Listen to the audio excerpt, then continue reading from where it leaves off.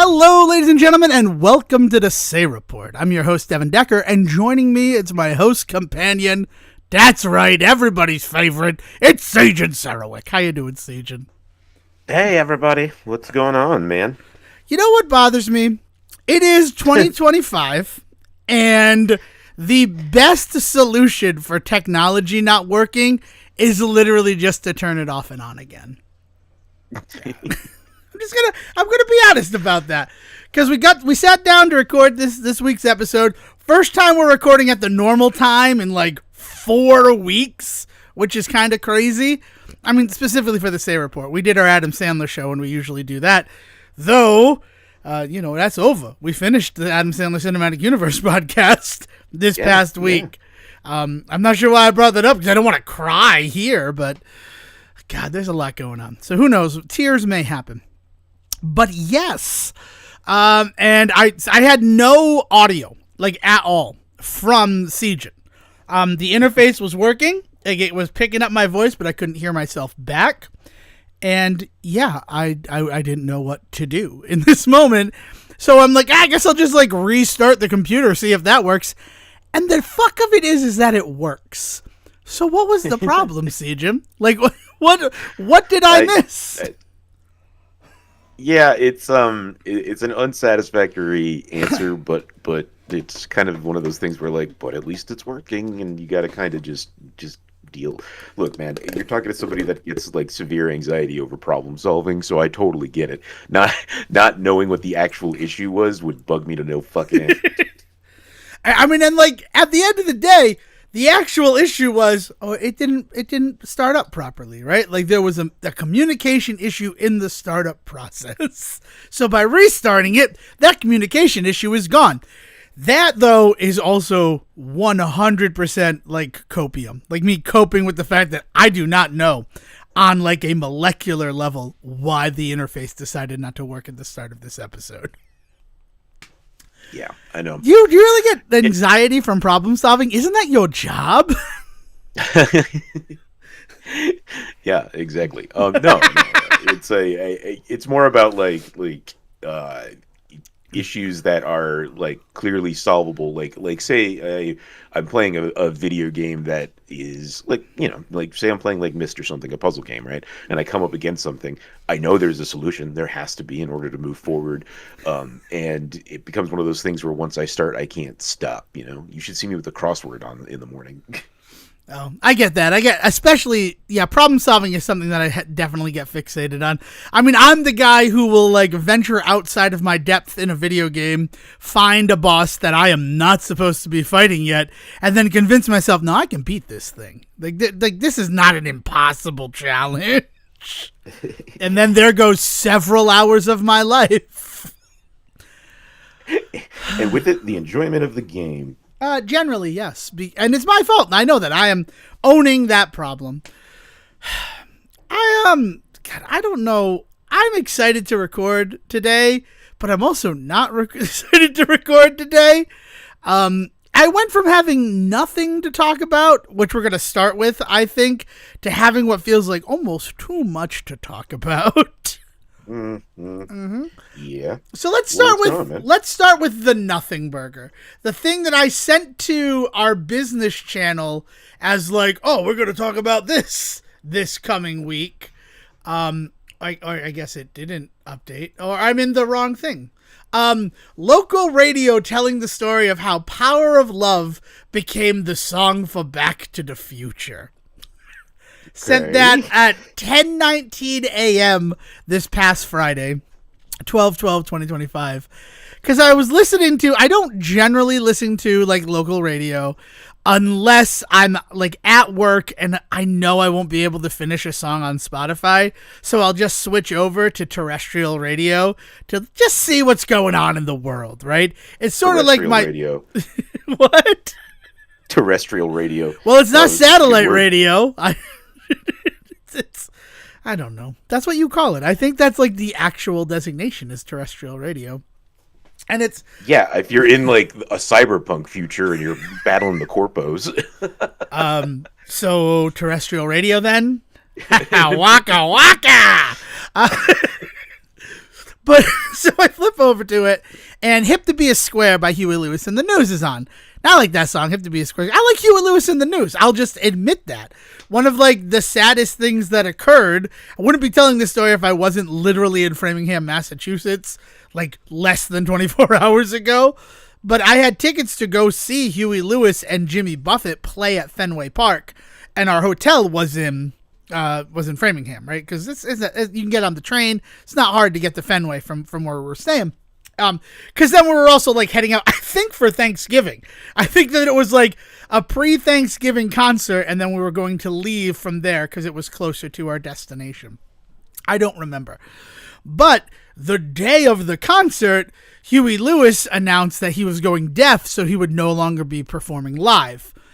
And as much as I love Jimmy Buffett, rest in peace, Jimmy Buffett, I was going to see Huey Lewis and the News. I certainly talked about it on the show. The show existed, so there's no doubt that I already talked about this in an episode. But yeah, so I like Huey Lewis. So Hip to Be a Square plays, and I'm singing along, and then I get to my spot. I'm parking. I don't have a assigned spot. That makes it sound like I do. I get to a parking spot. I pull in as the DJ starts telling the story of how Power of Love became a song in the movie Back to the Future. So Huey meets with Steven Spielberg and Robert Zemeckis and I guess Bob Gale, whoever that is. Bob Gale is like the guy behind Back to the Future, just for the record. We'd have no Back to the Future if there was no Bob Gale. But that's what the DJ says. And they sit with Huey Lewis and like, we're doing this new movie Back to the Future. Would you like to write a song for it? And Huey Lewis goes, well, I've never written a song for a movie before. I'm not sure how to do that. Which, what a crazy time, I guess, the 80s were for songwriting in movies. Like we literally saw in Springsteen Deliver Me From Nowhere, that biopic, where he's like, here's the script for Born to Run, write a song for this movie. And Springsteen just wrote a song based on the title of the movie, did not read the script. And I've never seen the movie. I don't know. But yeah, it's just... Well, yeah, it's one of those things in the 80s where we did love a good theme song, though. You know, we've talked about how in the 90s it really turned into movies almost being made just to sell albums. But, you know, that started earlier. You know, like there's definitely movies in the 80s that are now more well-renowned for their soundtracks. You know, I think about something like Flash Gordon, right? Like Queen's album for the soundtrack for Flash is like a highly respected, beloved piece of art. Flash Gordon, I cannot say the same for. I mean, I love it. Yeah. All right. So yes. So he meets with them. He's like, I don't really know how to do a song for a movie, but how about this? Steven Spielberg, Robert Zemeckis, and Bob Gale. The next song that we as a band write, you could have that for this movie. And they agree. They're like, yeah, we want Huey Lewis in the News. They want to do it. And the next song that they wrote is Power of Love. So Power of Love, this is all according to the radio DJ still, just like was not written for it. And I guess it kind of fits, but yeah, it wasn't written for Back to the Future. And then he like moves on from that. And I'm sitting in my car tearing my hair out because Sejan, correct me if I'm wrong, doesn't Huey Lewis and the News have another song on the Back to the Future soundtrack? Back in Time? Yes, Back in Time. Oh, which also sounds like it was a song specifically written for the movie about time travel.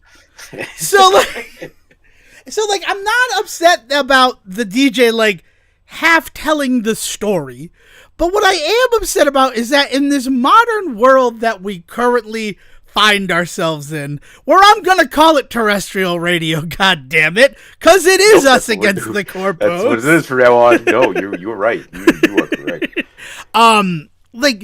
There's no deeper look into that story. He just like probably saw that blurb or was handed that blurb to tell that story the next time he played a Huey Lewis and the News song, and he tells half of the story, and then like that's enough. And people are getting half the story. They're ill-informed by people who are supposed to be the informers. And it's...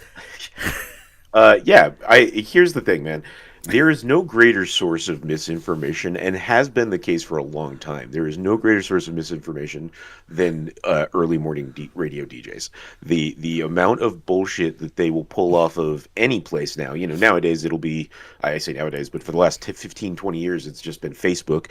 But like they'll use Reddit, they'll use Facebook, they'll use any source that has time to fill air to talk about something. And I can't tell you how often those things have always turned out to either not be true or I'll give you a really benign example. I listened to I had a partner at the time that would listen to Pro FM, and they had a very long, lengthy conversation one time on their morning show about Johnny Depp and Angelina Jolie running off together, and all these things about like celebrity breakups, and talking about Johnny Depp's like history with other people and stuff like that. Yeah, so come to find out, like 6 months later, The Tourist comes out, a film starring Johnny Depp and Angelina Jolie. Like, and so like inevitably, the two and two together, they were just out filming, and there was some misinformation going around about, oh my god, they were caught kissing in Venice, but like it's a scene from the movie, like that kind of shit, right? Completely innocuous. At the end of the day, it doesn't really affect Johnny Depp or Angelina Jolie that these two DJs in fucking Providence like didn't get it right? But that's the kind of shit that happens, right? They're just that and because it's radio, especially in 2025, ain't nobody paying attention. They're free. It's the Wild West these days on terrestrial radio, because that's not where people's ears are anymore, So like that has been a constant thing. I think about like the early days of like Howard Stern. There's plenty of shit he used to talk about. He like ruined lives. Nonsense. And not like, I'm not being one of these people that like fuck Howard Stern. He ruined lives, but it is documented that his presentation of events or like his interviews with people led to people having their lives ruined because it was on the Howard Stern show. So everybody took whatever was said as gospel, right? Mm-hmm. Like, you're not wrong, but it was just so strange to hear that. But now, on the Say Report, righting the wrongs of terrestrial radio, which I think I just stumbled into the title of this episode.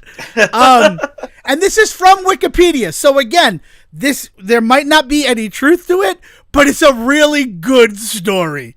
That like the second part of this is good. Because right now we have the story from the radio DJ. I'm not going to name his name. I'm not going to name his station. But it was something that like I happened to hear. One in a million shot, honestly, because I don't usually listen to just regular radio. So we know that like Huey Lewis was like, I don't know how to write a song for a movie. So here it is. This is from the Back to the Future Wikipedia page, specifically under the soundtrack section, and then subsection, the development of the soundtrack. American rock band Huey Lewis and the News performed The Power of Love and Back in Time. Huey Lewis was approached to write a theme song for the film. He met with Bob Gale, Steven Spielberg, and Robert Zemeckis from the film's production team, who intended that the band be Marty McFly's favorite band. Though flattered, Lewis did not want to participate because he did not know how to write film songs and did not want to write one called Back to the Future. Zemeckis assured Lewis he could write any song he wanted. Lewis agreed to submit the next song he wrote, which was The Power of Love. The lyrics do not make any mention of the film's storyline. Lewis was asked by Zemeckis to write one more song for the film's end credits, which came to be Back in Time. Unlike The Power of Love, the lyrics for Back in Time center around the movie's story points. In an interview with People in 2015, Huey Lewis states, Sean Hopper, Chris Hayes, and I put together Back in Time, and it turned out that it's actually quite easy to write for a film. In a way, it's easier in that you don't have to invest yourself in it. So that was a lot of fun, actually. That's the better story. I'm sorry. Yeah. Huey Lewis realized, man, just doing shit for money is awesome. You can fart out anything you want, and you get paid for it. I mean, it is a specific skill set, though, because we know plenty of people that tried to take off with musics for movies that didn't work, right? But like, Will Smith's raps were hit or miss back in the day, right? Well, I still the think Men in only Black Will is a Smith banger. rap that didn't work for me was Enemy of the State. And I think that's because the hook on that song was just weak. Because I'm an enemy of the state. I got a whole lot on my plate. Yeah, I'm the enemy of the state. I woke up this morning and things ain't great.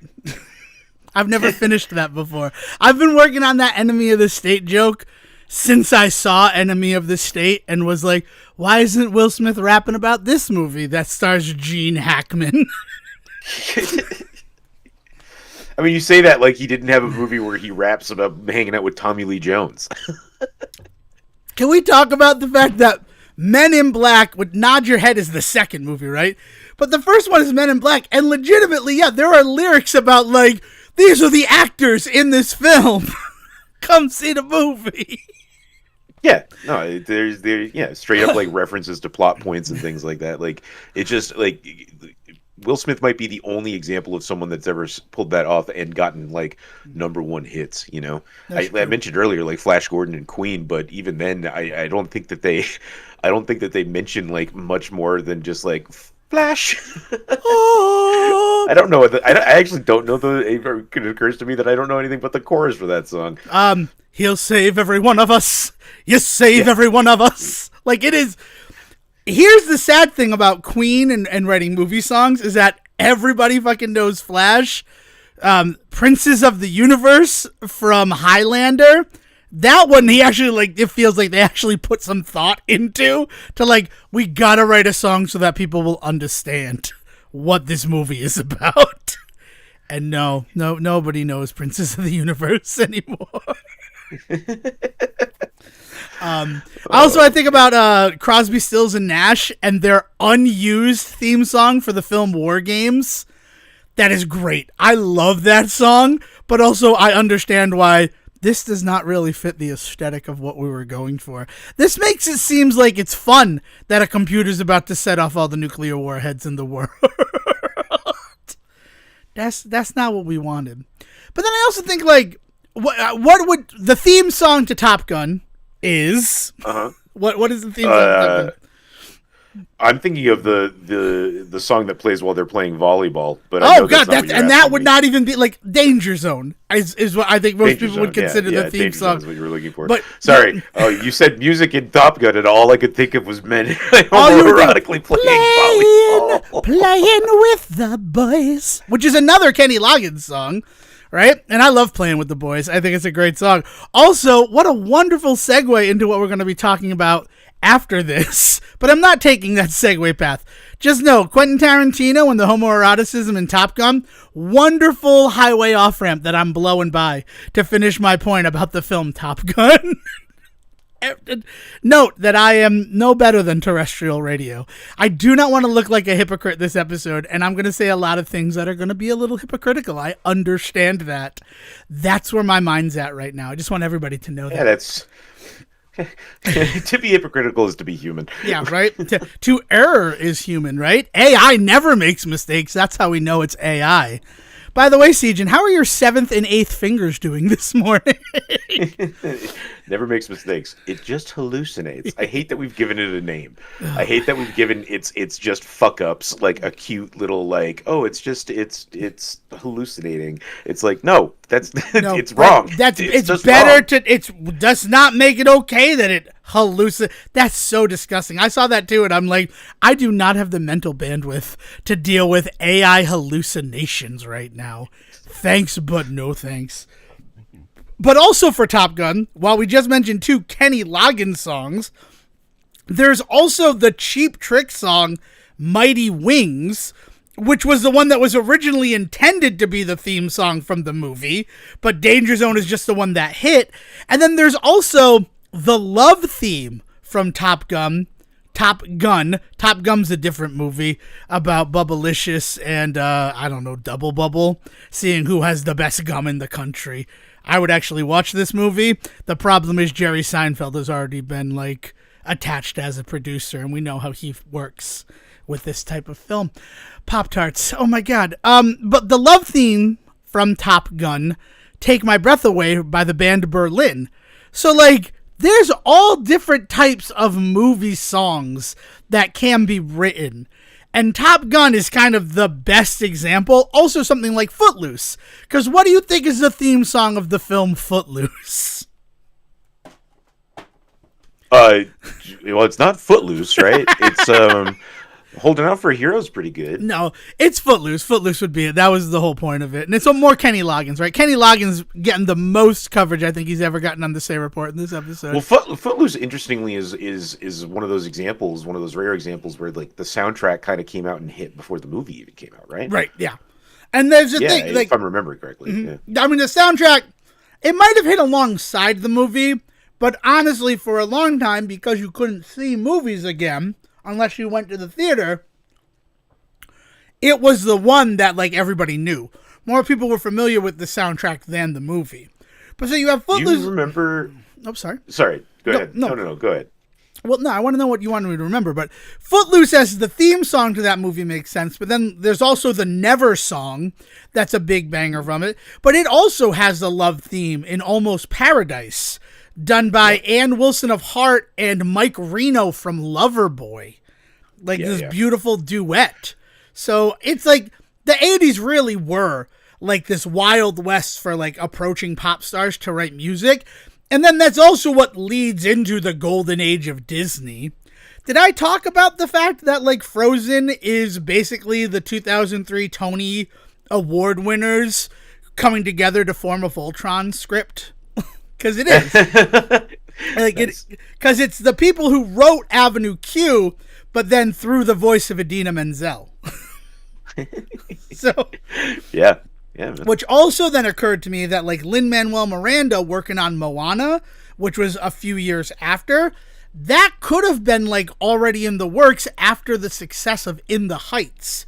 When you look at the actual history of Disney approaching the 2003 people to work on Frozen, which releases like 6 years later.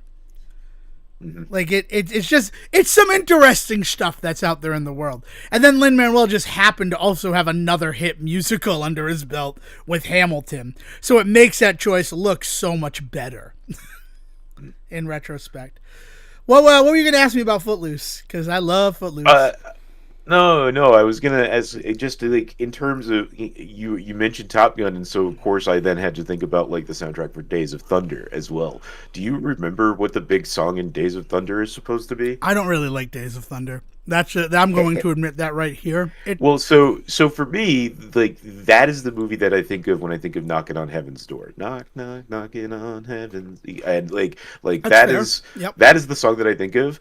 But the supposed like theme song and number one hit, and it was popular at the time. This is not me saying supposed as in like I don't believe it. I believe it, but I just don't. Nowadays, it's not. It's just not the case. Is "Show Me Heaven" by Maria McKee.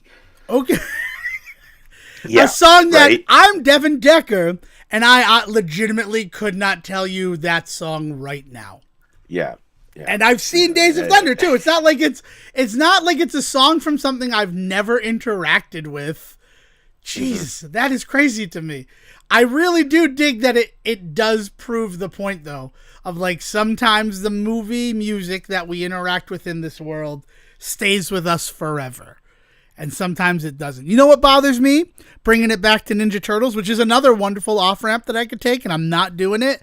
I think that TURTLE Power or 9.95 from the first Ninja Turtles movie are like great songs.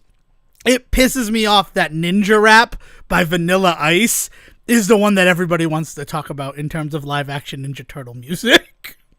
I mean, that's because people aren't taking it seriously. Like if people were to actually seriously look at that soundtrack, you know where the favorites would be. But like what you're dealing with there is the hipster irony of the 2000s coming in.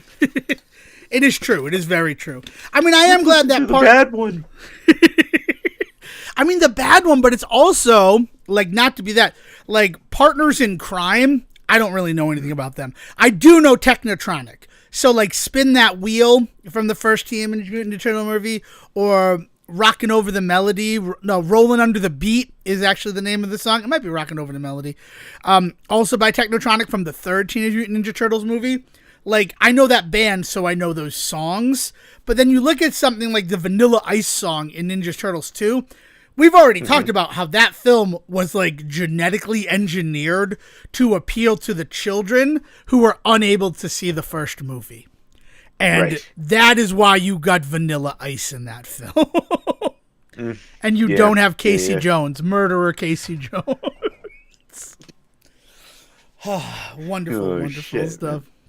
But yeah, so thank you to Terrestrial Radio for inspiring this conversation about 80s movies music by only telling half of the story about how Power of Love became the song for Back to the Future. Because, like, legitimately, you need to understand the finality and the voice of that DJ, when it's like, and that's how that song happened. He didn't know what he was doing, so he just submitted his next song. And that's the end of the story. No, there's a lot more of that story. What are you talking? Like, there's a video that features Christopher Lloyd for Back in Time. What are you doing? But yeah. All right, Seaman. So I have presented 2 roads to you in this yellow wood. Which one do you want to go down? The Kill Bill path through Quentin Tarantino and his homoerotic thoughts about Top Gun, or the Ninja Turtles path? Oh, we got to talk about how Tarantino seems to just be fucking burning every possible bridge on his way out of America. Like, so you've heard that he's moving away, yeah? I have heard that, yes. And you know what? He's been saying some stuff and he's been doing some stuff, and it's like, man, this is like Max Keeble's big move, but with fucking Quentin Tarantino. So then the reveal that he's planning to vacate America, the United States of America, as it were, was like, oh, okay, third act reveal. I wish I hadn't seen that coming from the beginning. Yeah. So, I mean, like, so Tarantino's just been kind of on a fucking warpath these last few days, and it's been ugly and not fun to watch. I mean, I already was in a weird place with him. You know, we talked about, and I'm sure this is what you want to get to, is the Kill Bill whole bloody affair experience, and about how, you know, I wasn't sure if it was going to be playing around me, especially if I don't know if it was going to be worth it, if it was just going to be digital. Some other things that came up that I'm sure we'll touch on made it also seem kind of like not really worth the whole point of the thing. But not least of which is the fact that, like, Tarantino's just kind of really never been my favorite personality. You know, this goes all the way back to From Dusk Till Dawn, and there's a phenomenal behind-the-scenes movie about making From Dusk Till Dawn. Oh, okay, yeah. Robert Rodriguez and Tarantino being really, really fresh in their filmmaking, you know, but having some hits under their belt. Like, this was like a huge deal for them to kind of just do whatever the hell they wanted and all of that. But famously, they got into some really bad treatment of union workers, and the union sued and everything. And the movie actually, the movie went cold for a couple of days because of a union strike on it and stuff, because of the ways that they were treating people.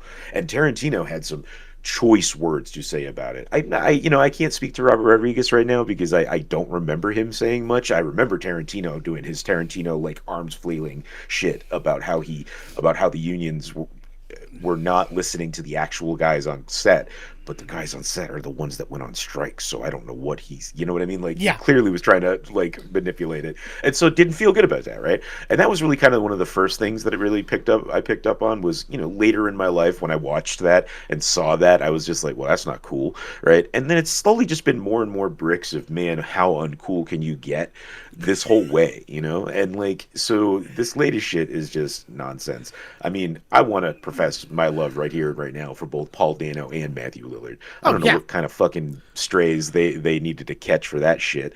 It was so wild.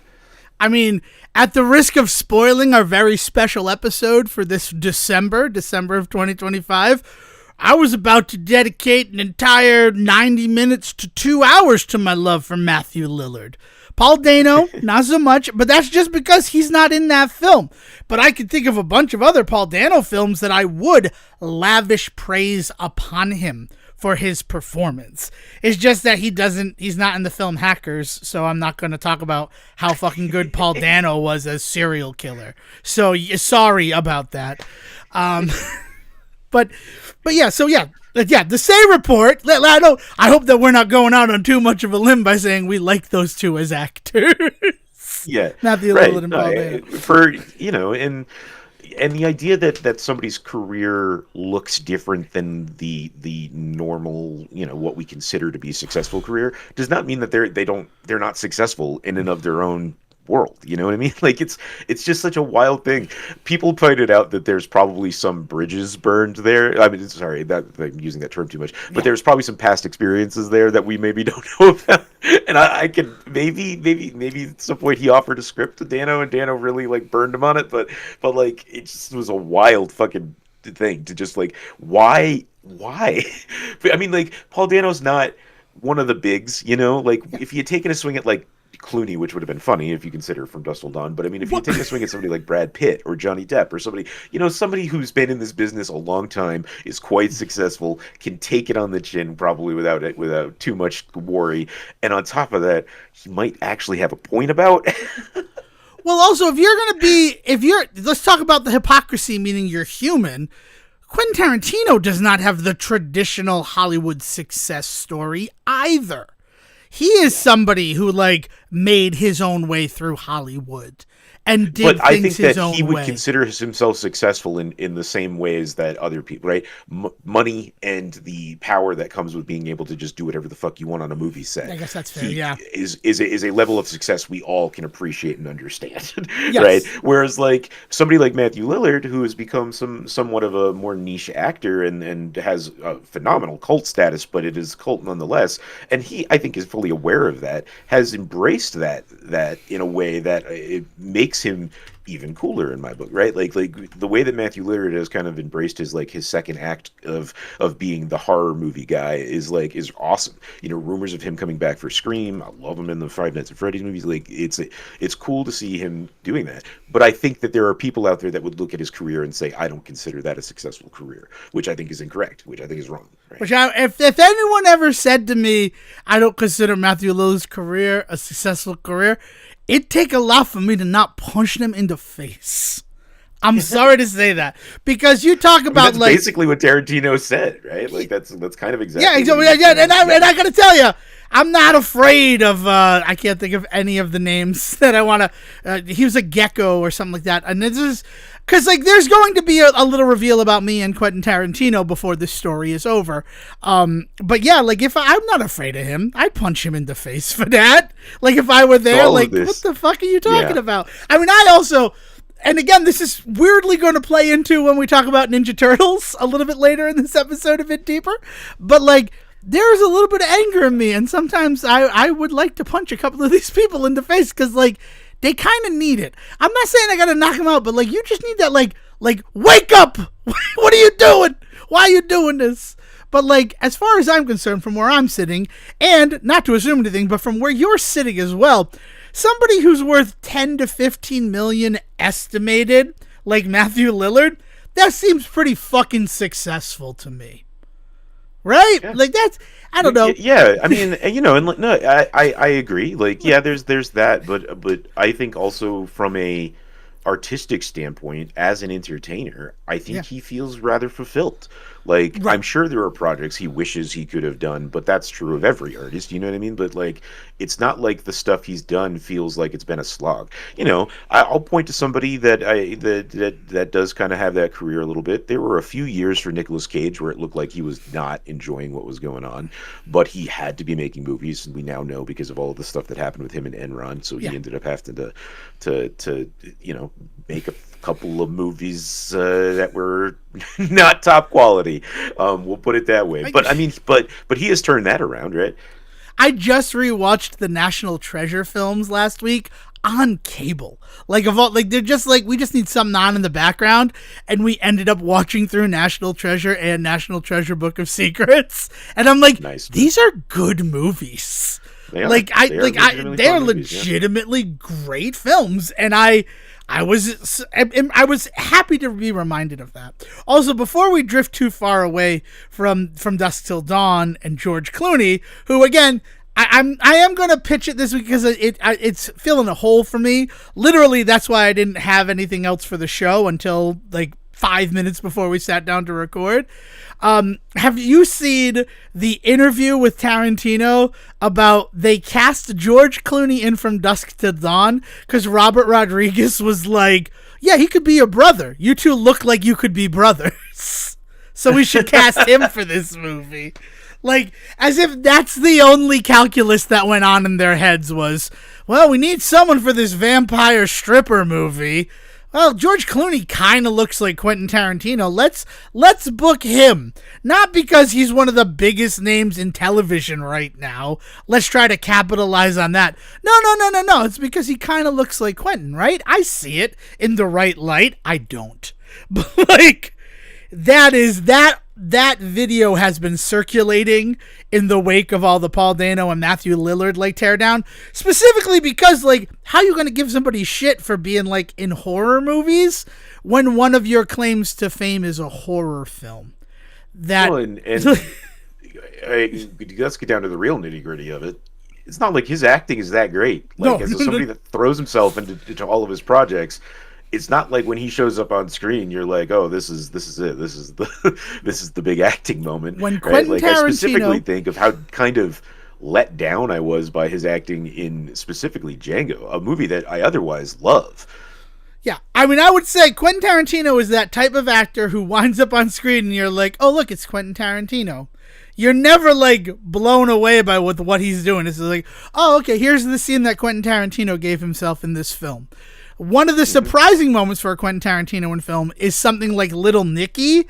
And even then, that's like such a throwaway, like nothing like portrayal of the blind, crazy, like priest.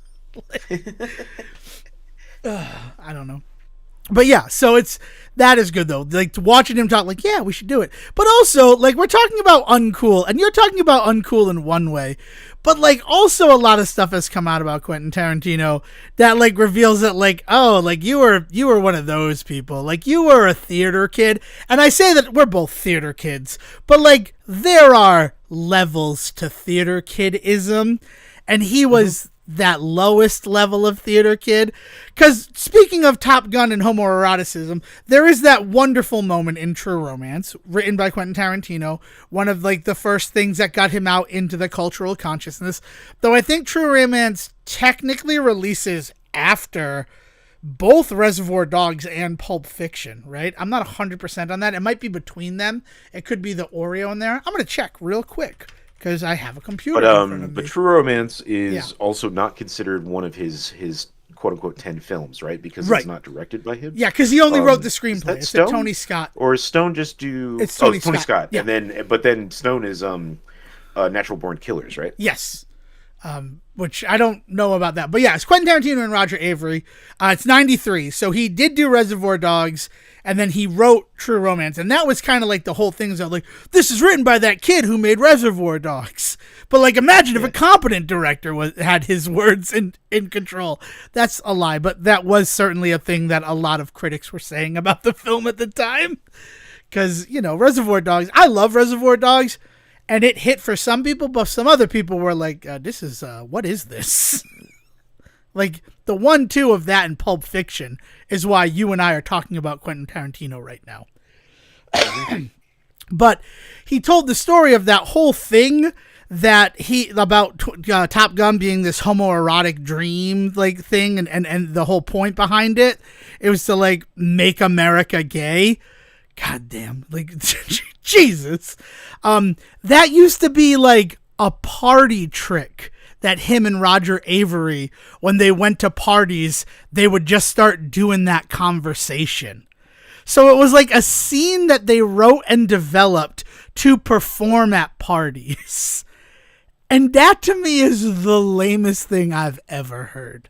And I know that, like, because, like, I guess I get it, right? Like, historically, I've been having the discussion about Baby It's Cold Outside because it's December, and that always comes up as like, this song is bad. And it's like, yeah, but also it was a husband and wife, and it was like their party trick that they would do in December is this song that's like flirty and stupid. And yes, when you look at it, it certainly seems like it's about unconsensual sex and date rape and all of these like very true things that are there in it.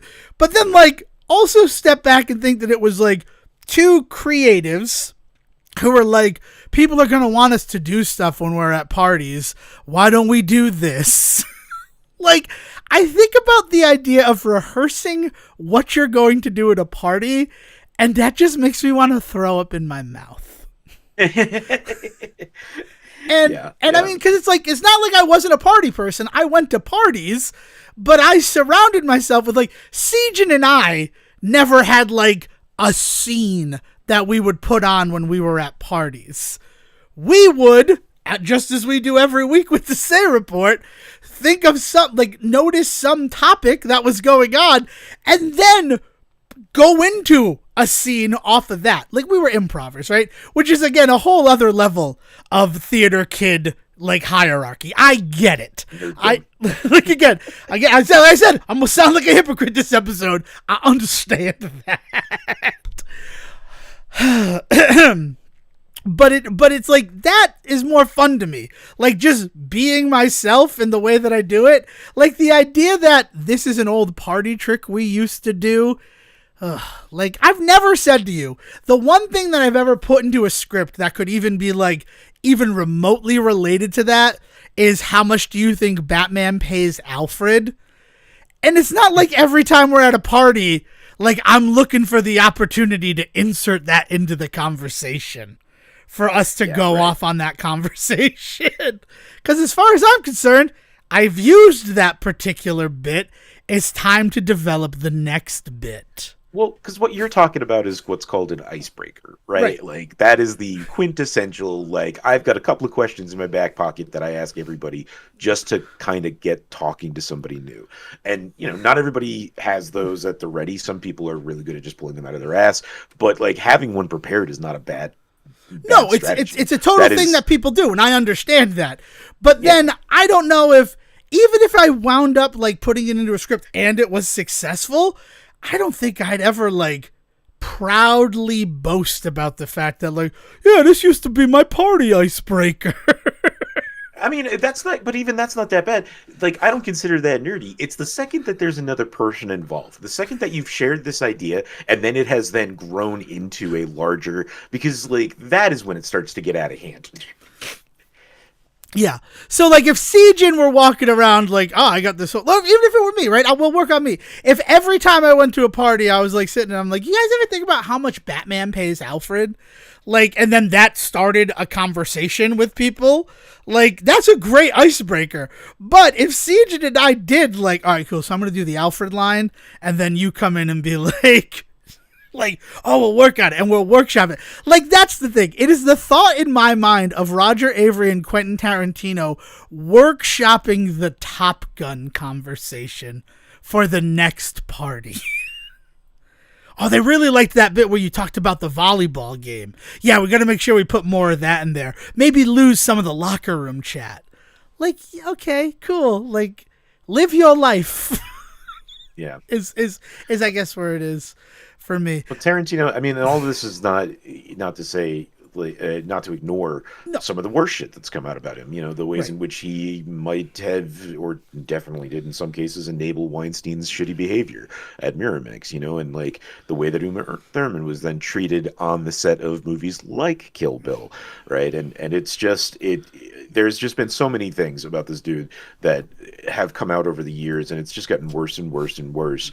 And like, I am surprised we don't hear more from people kind of, you know, in this contrarian world that we live in, with the amount of times that Tarantino has kind of proven that he's not the greatest person. I'm surprised we don't see more people turning their nose up at him. You know what I mean? Like, I don't know what it is that allows him to keep getting away with this. Like, I mean, I guess his movies are just that good, which is a terrifying thought to me. And I don't know if they are. Even as somebody who enjoys them, I have more conversations with people who cannot stand his output than conversations with people who love what he's doing. Like, he is he is certainly not like beloved by all. There are a lot of people who just cannot stand what he is creating. And which is to say, one of the other reasons we're talking about it, in addition to the fact that he seems to be getting back at all the people he had a problem with before he leaves the United States forever, I saw Kill Bill: The Whole Bloody Affair. I actually went to a theater for it. But before we get to that discussion about that, watching it as I sat in the theater yesterday, I had that realization and that sort of memory come to me about the fact that the first feature-length script I wrote, Slither, which we don't talk about Slither, it's come up a couple of times, but it is a feature-length film that I was a writer on that got made into a movie, and it won some awards at the Rhode Island International Film Festival.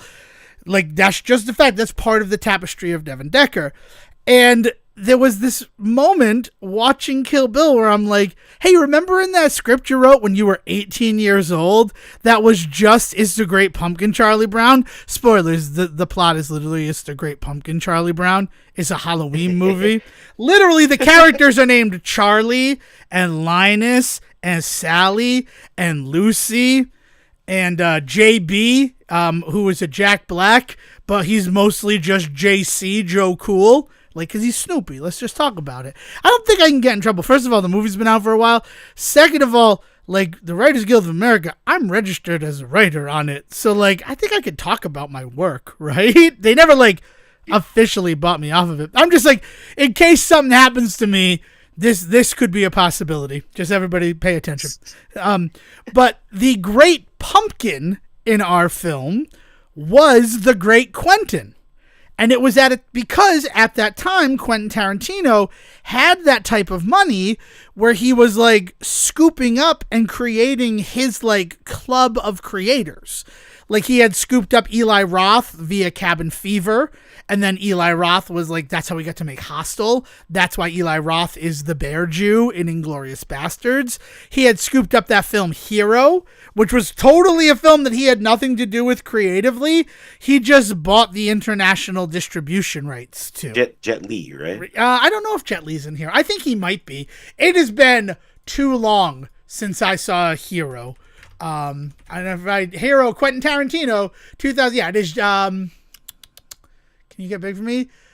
Jet Li, and then Tony Leung's in it, Donnie Yen. Mm-hmm. Like, it's, yeah, but it is Jet Li. His name's over the title. So I wasn't looking above Hero for Jet Li's name. But yeah, 2002, he had done that. So that was even before Kill Bill. So, like, they had this idea. So when it came down to who could our character of Linus be waiting down at the Patch, the local bar, to show up on Halloween night, I'm like, well, the Great Quentin just sounds like the Great Pumpkin. And that can be milked for all sorts of jokes and everything. And, like, looking back at what an 18-year-old Devon Decker wrote at that time, like, I kind of want to smack myself in the face. Understand that it's not just, like, people that I'll never have the opportunity to hit in the face. It's also myself and some of my former actions that make me like, man, I really could have just used, like, just one swift punch to the nose to be like, grow up, kid. Which I guess I technically can't do that either because I can't go back in time and hit 18-year-old Devon Decker. And honestly, if I did, I don't know what the ramifications would be on the timeline. Suddenly, Sieging's President Trump with a casino in East Providence. I made you Biff Tannen in this one, and I hope you're okay with that. Thanks. Great. I'm not. I didn't think you would be. But yeah, so that is the thing that I did. But then let's get to the meat and potatoes of the Quentin Tarantino section of this episode. And that is the fact that after trying and failing to see the whole bloody affair of Kill Bill last Sunday before we recorded our 2-part episode, we looked at the times and we're like, oh, there's another 12 p.m. showing this following Saturday. Let's give it a try. And we were able to make it work. And honestly, like, we've told the story about trying to find parking at that theater. We were able to find parking much easier this time around. That was very good. I'm not going to tell exactly the life hack that we used. Actually, I will, because it's completely legitimate. Dale has a slightly torn PCL. She has a PCL tear. PCL. Yeah. So we have been using a handicap parking pass that she has because of that. And with a handicap parking pass, first of all, in Brookline, Massachusetts, any handicap parking is free. Which honestly, if there was something that we should just do nationwide, I think that is something, right? In addition to having doors that are like spots that are closer to the entrances of buildings and that have the space for them to navigate their wheelchairs and things like that, like, we also shouldn't make people with handicap parking passes pay to park there, right? There are enough people who are paying for parking outside of that. But yeah, so we're able to do that, and we get there, and I'm going to start with the actual viewing experience before I talk about the content of Kill Bill, The Whole Bloody Affair. I also am going to pause at this moment to just remind everybody there are going to be spoilers for The Whole Bloody Affair. I know it's a film that is legitimately 21 years old at this point, but there are some changes, some modifications, and some additions. So, like, don't get mad at me if you're like, I know Kill Bill, and then I talk about the fact that in one scene, Bill removes his face to reveal that he's an alien from the Flathartic galaxy, and the whole thing has been a simulation to test if the bride would be able to fight in the Battle Nexus arena. Like, don't get mad at me. Oh, he did finally write that Star Trek movie. Yeah, it did happen. Turns out he had written it long before. I love you, Sage. But I am going to say this about our experience at that theater. This is the same theater where Sejan and I saw Jay Kelly. It was the complete antithesis to that experience. Our experience seeing Jay Kelly was more than likely the greatest film-going experience that I had in 2025. I legitimately cannot think of one that would be better than it.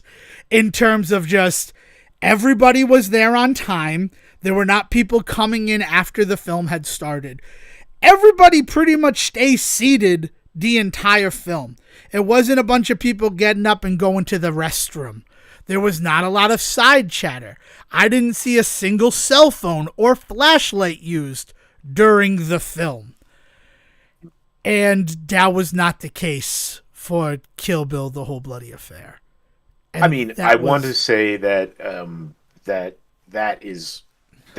doesn't surprise me, especially for the content that you were there to see. Yeah, because it was a re-release, you know what right? I mean? Like, and I understand that, but well, and it was a re-release, and it's a re-release of a movie that like 13-year-olds want to come and watch. You know what I mean? Like it pulls in a certain type of audience that is not necessarily the most polite type of audience when it comes to movies these days. Yeah.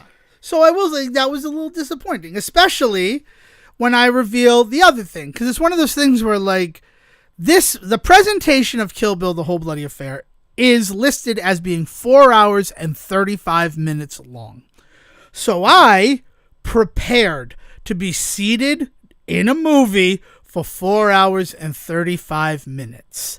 So, like, all these people who are getting up and getting popcorn during, like, scenes or, like, side chatter. And then the whole other thing, but we'll talk about that at the very end of it, because I'm curious what your thoughts on it are. But, like, you're getting up, you're getting popcorn and stuff like that. I almost forgive these people who are standing up and going to get popcorn, because, A, you've probably seen this movie before.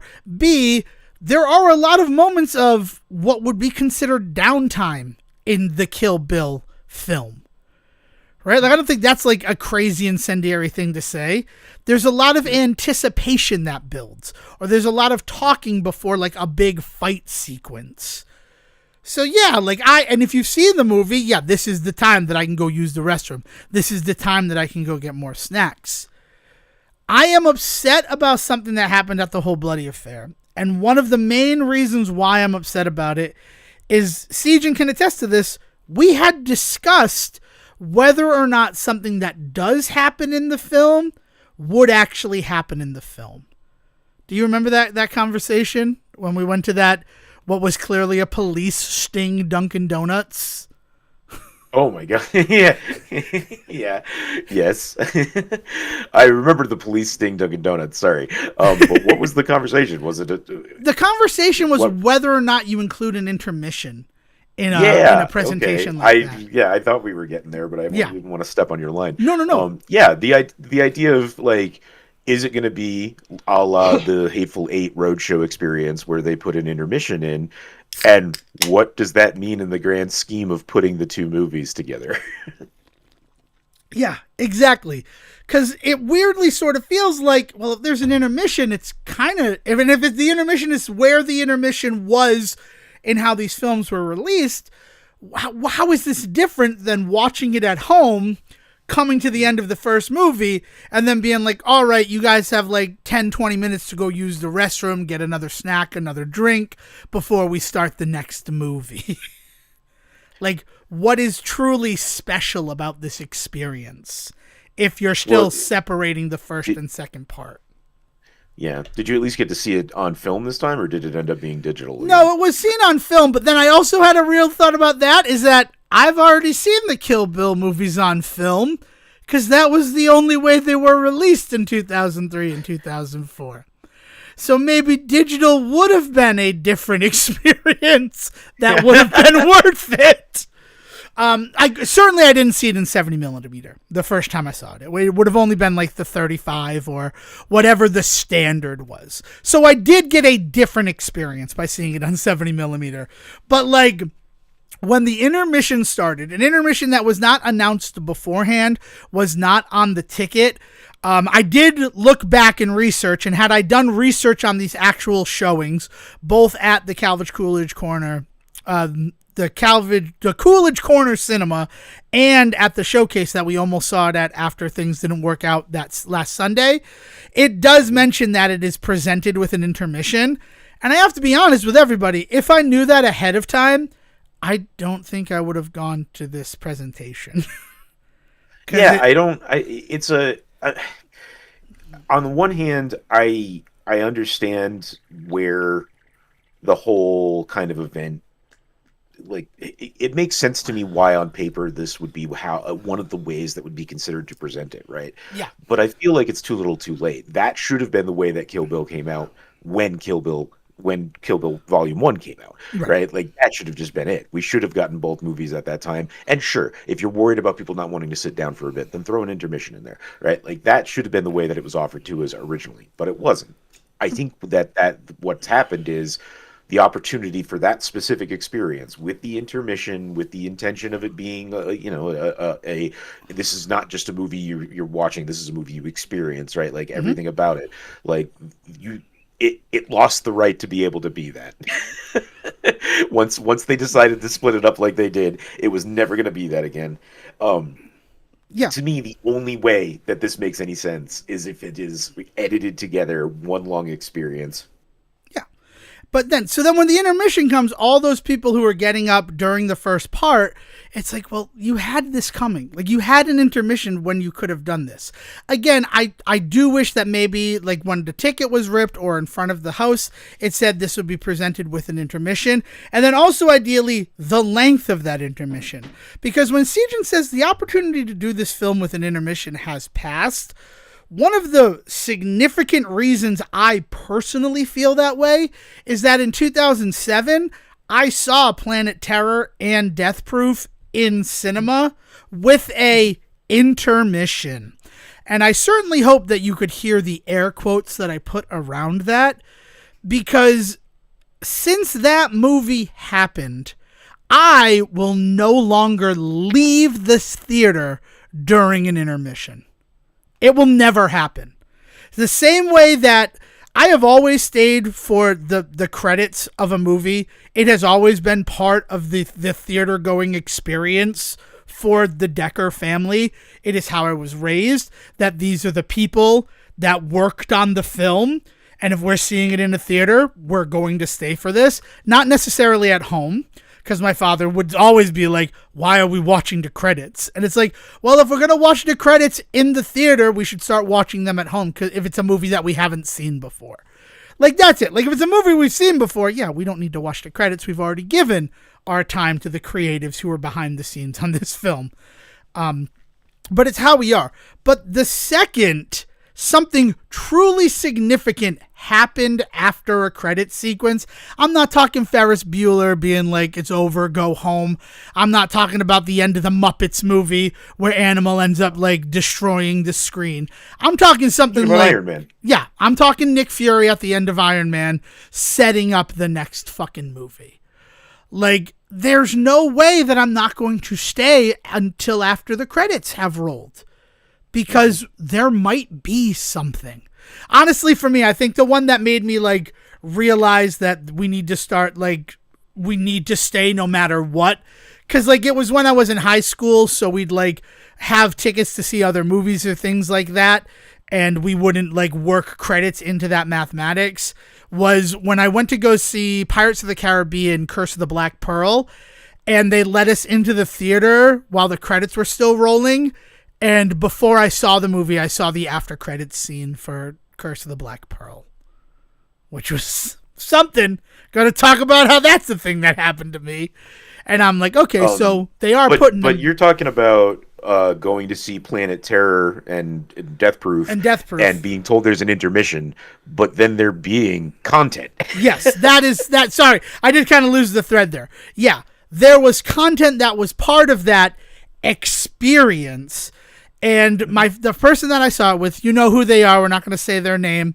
We met Kevin Smith with them so that you understand who we're on the same page of. And if they happen to be listening, they know who I'm referring to as well. They went out for a cigarette during that intermission. And I'm like, I'm going to stay here. Like, I don't have to use the restroom or anything. I'm going to stay. And then they came back and I'm like, you missed stuff. Like, I understand why you went out for a cigarette. I know how addictive they are. And you were told that this was an intermission. There were like 4 fake trailers from like Edgar Wright and Eli Roth that just played. Rob Zombie, right? Yeah, Rob Zombie has one, yeah. Nazi werewolves of the SS. Nazi werewolf woman of the SS. Yeah, like... Oh, and Machete, right? Even Robert Rodriguez, which then that goes on to become a movie. But like since then, I don't trust intermissions to be a time where I can leave the theater. I'm just going to be honest about that. So then, well, especially not from Tarantino, right? Specifically. Yeah, because even when we saw Hateful Eight, and we saw it separately, but we both experienced it in the same auditorium at Providence Place Mall, right? I think it was Auditorium 10, the one straight ahead once you headed into where the auditoriums are. That intermission, like, there was content during it. Like, different arrangements of the music played during that intermission. So, like, it was still not something that I wanted to leave during. On top of the fact that Tarantino has burned my ass before on this. And again, not my ass, but somebody who I saw the film with. But, like, my ass was burned on their behalf. Because why wouldn't you think you could go get popcorn or use the restroom or have a cigarette if the film is telling you this is an intermission? Right? Like... Yeah, no, man, I know. Yeah, so Whole Bloody Affair, not really worth the time, huh? So the Whole Bloody Affair, I will say this. In that same discussion about whether or not there's going to be an intermission, I did talk about, I mean, there's definitely stuff that would be edited out of the fact if you were in a theater and you're watching the first part and then you're watching the second part. Like, the first movie basically ends with a teaser trailer for Kill Bill 2. It has that whole scene with Bud being like, she deserves her revenge and we deserve to die. Bill having the longer conversation with Sophie, setting up about it. The bride leaving on the motorcycle and that beautiful shot of her, like, on the motorcycle heading towards her next target, which we know is now Vernita Green because of how that film is told out of order. All of that is gone. So, like, it does end like it's the first part of something and the second part's coming right up. You don't need like to be titillated into watching the second part. And then the second part starts, and it just starts with the massacre at Two Pines. It doesn't have the scene with the bride driving her car in black and white, talking about how she's going to kill Bill, giving like a brief recap of what happened in the first movie. So like both of the films become like more streamlined experiences, which they should be, because there's not going to be a break between you seeing the first part and the second part. So you don't need all of that, like what I would basically call television style 1-part, 2-part recaps and teases for what's going to happen. You can treat it like a film. The other thing is that the Oren Ishii like anime sequence has a whole added sequence to it in the whole bloody affair. Oh. I thought there was a separate. I knew they were doing a whole new anime sequence, but I thought they were adding. I didn't realize it was connected to the one that already existed. Yeah. Well, we'll talk about the added animated sequence as well, Siege, and don't you worry your pretty little head. But yeah, no, and I thought that too. I thought that it was going to be separate, but there is a whole new sequence, and it actually kind of fixes a problem that I had with Kill Bill, while also adding a whole slew of other problems into the film, where after Oren gets her revenge on the Yakuza boss who like killed her parents, she also gets her revenge on his number 2, Pretty Boy Rick, who is the guy in the white suit that in my personal headcanon was a younger Bill. I'm just going to be honest about that. I always thought that that guy was Bill, was meant to represent Bill. And that's me. Oh. Like that's how I always looked at that. You know who I'm talking about, right? Yeah, I know exactly what you're talking about, and I never would have. I mean, I think that would have been an interesting pull, but that never even occurred to me. Yeah. Well, officially, canonically, it's not. It's Pretty Boy Rick, and it's a whole sequence of Oren at 13 years old, so 2 years after she kills the Yakuza boss, getting her revenge on him for the murder of her parents. And it's some real interesting stuff happens in it. But then the part that, again, huge spoilers, here are big spoilers. This is new content that has only ever been seen in the whole bloody affair.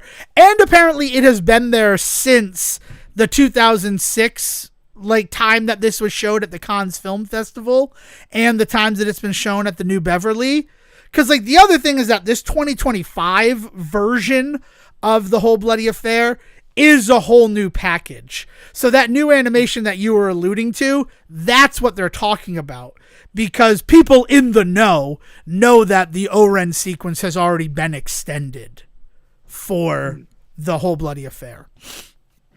But the crazy thing about it is that she uses grenades to get her revenge on him, which then ties into why grenades are such a big part of the fight at the House of Blue Leaves. So that's cool.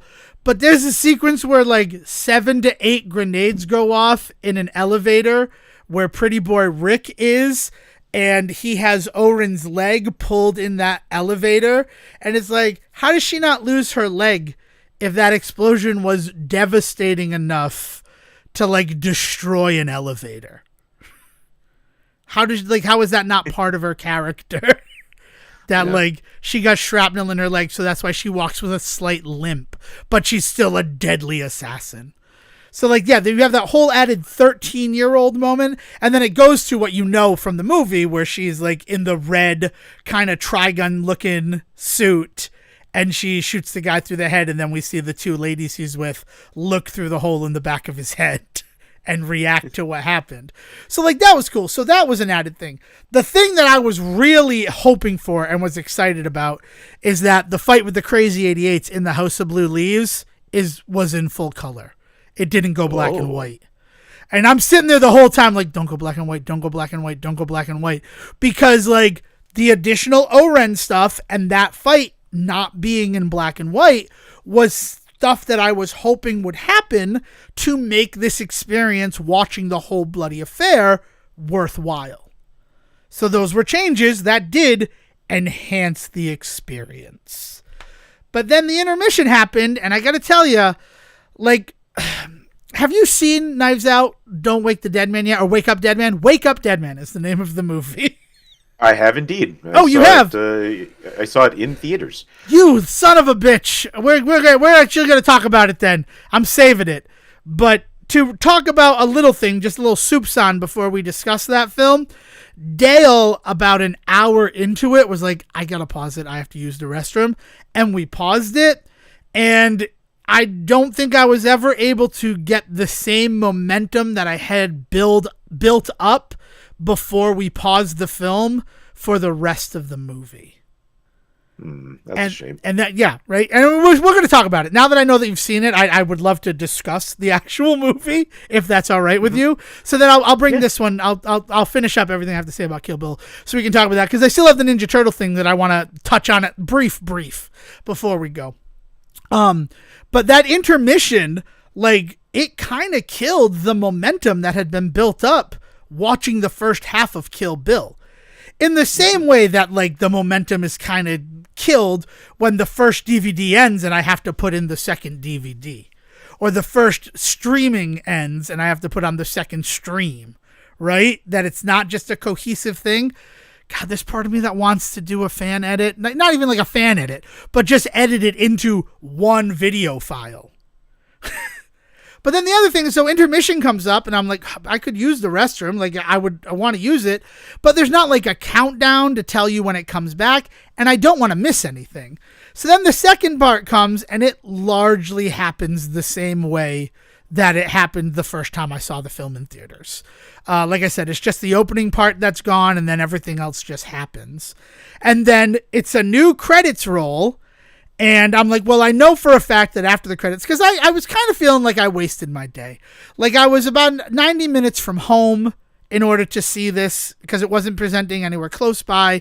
It's like I have 90 minutes to drive home that I have to deal with. And there's a chance that it's going to be snowing when that happens. And it's like part of me was like, did we really do it? But I know for a fact that at the end of the credits of Kill Bill Part 2, there's that lovely little like blooper of her plucking the eye out during House of Blue Leaves. And I'm like, so there's that. So there's a reason to stay till the end of these credits, which I'm going to say conservatively, 80% of the audience left. And you know what happened after the credits rolled? And I'm talking lights were up in the theater, making you think this experience was over. The lights dimmed again. A splash screen came up for Kill Bill, The Whole Bloody Affair. And then it started the brand new, animated by the third floor of Epic Games Studio, home of Fortnite, animated sequence that is Chapter 5, Part 2, Yuki's Revenge. And it's a whole new animation that really kind of felt more like an advertisement for Fortnite. This is what you knew about? You were aware of this? Or like... No, this is entirely new. What? Yeah. So it starts with Quentin voicing Bill, speaking with Gogo's sister Yuki, saying that, like, this is the person who killed your sister. If my bets are right, the next person she's going to go after is Vernita Green, and she's located in California. So if you want to get revenge for your sister's death, that's where you need to go. So Yuki, brand new, never before mentioned, I think considered canonical character, because this is written and directed by Quentin Tarantino, and he is calling it Chapter 5, Part 2. Like, it is about her tracking down the bride to, like, try to get revenge for her killing her sister. But it's after she kills Vernita Green. Like, yeah, but then why not use...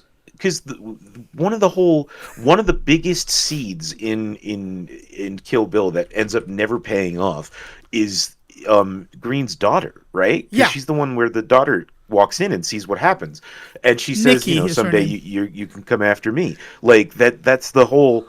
why not use her, an established character in the movie that people have been clamoring to see him do something with because it didn't resolve in the movie at all? We have all wanted Kill Bill Coda, the death of Michael Corleone, right? Or I guess the death of Beatrix Kiddo, where it is Nikki Green getting revenge for her mother. Like, clamoring. Maya Hawke and Uma have, like, talked about how they're going to work on that film someday. Like, yeah. So I think on the one hand, you don't want to burn that as content, but you still want new content.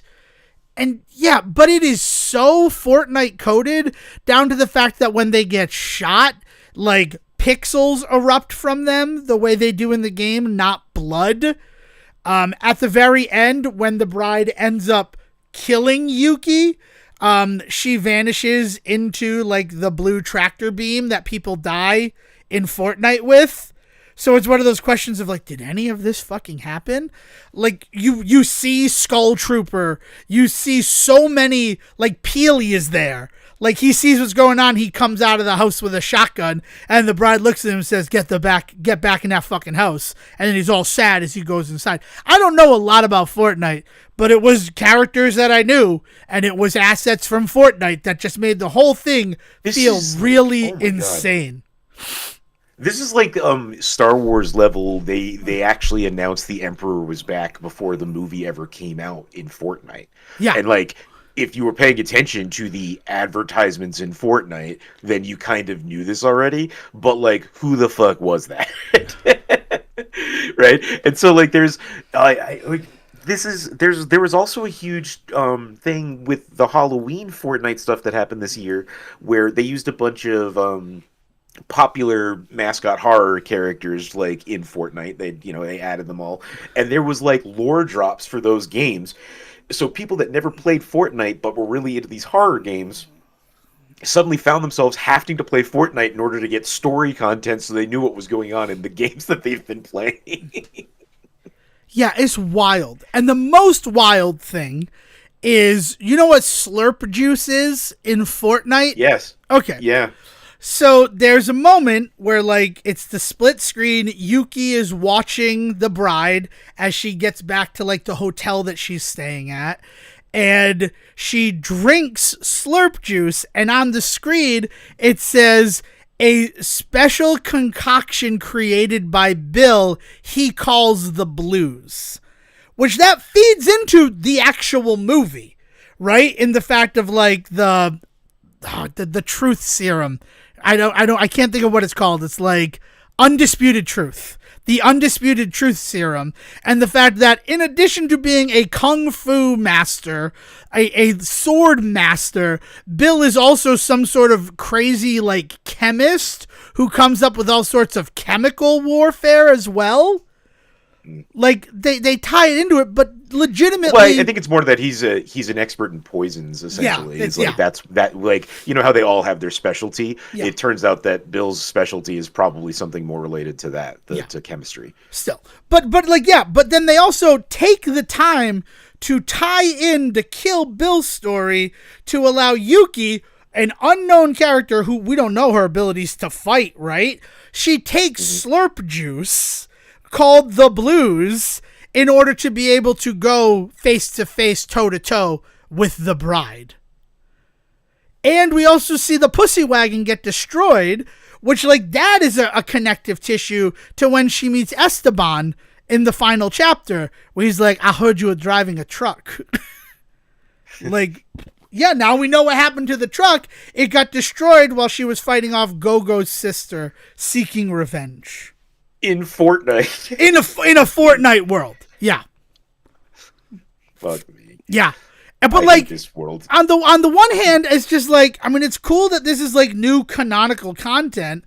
On the other side, 80% of the audience left because there was no indication that there was going to be, like, full-on content after these credits. And is it content, though? Yeah, I think that in some ways, those people might have gotten off better not seeing this. Right. I mean, I get where you're coming from. For me, that content is part of how I justify the fact that I saw this experience. Sure. Yeah. No, I get that. And you and I are of a certain ilk where this sort of thing is funny to us to the point where like it's just like this, it's not offensive, right? But I can easily see someone, and I'm not blaming them, being offended by this kind of thing existing, right? Like there are people out there that would hear this and their jaw would drop in horror, right? Like I think it's goofy as shit, and I love that it's a thing that's in the world. In theory, I don't love it in practice because God, what does that mean for like.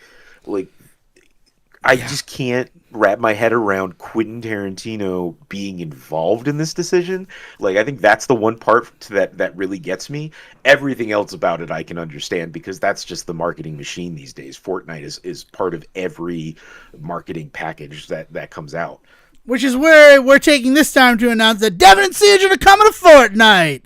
Never. I mean, I say that, those really weird, tall, thin versions of this that they have to keep doing. We'd have to look like Peter Griffin looked like in the game because he took Slurp juice. Yeah, right? Like, I don't freaking know. Yeah, because that's the other thing is that Fortnite, at its base level, is just like palette swaps. Like, there's no uniqueness to what the characters look like in their dimensions. It's just the skin that's literally placed on top of it. But yeah, like, and you'd say, like, you could see people being upset.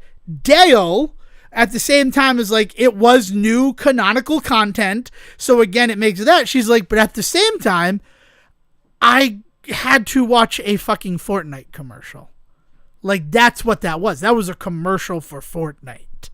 Right. And there are people who are going to take that, like, that bit of an annoyance that somebody like Dale presented, and it will turn into like the actual sort of toxic anger that we see online. Like,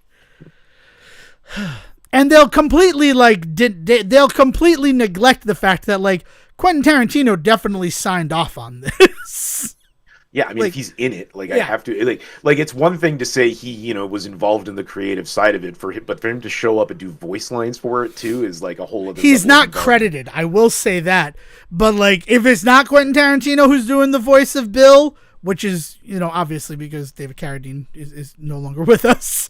Like, and so I respect that it wasn't some like AI recreation of David Carradine's voice, and I'm okay with it being it, but he's not credited as Quentin Tarantino, so there is a chance that it is a sound-alike. But from where I was sitting, it sounded like Tarantino has become Bill in this new footage. And again, why wouldn't he, right? Like, I haven't looked into it. We can for the next episode, we can actually have that information. I mean, also its mere existence at the end of this roadshow experience for the Whole Bloody Affair. I mean, I have to imagine Tarantino had some very, like, meticulous things to say about like how this was going to happen, right? And like, because that's just the kind of artist that he is. So like, that wouldn't be there if he didn't want it to be. Yeah, the official Lost chapter is available on YouTube. I'm gonna put it up. I think it's it. Official The Lost Chapter, Yuki's Revenge, animated Fortnite. I'm going to send this to you if you want to open it up and see if it is like actual, because I don't want to do it here in case that it like comes through while we're recording.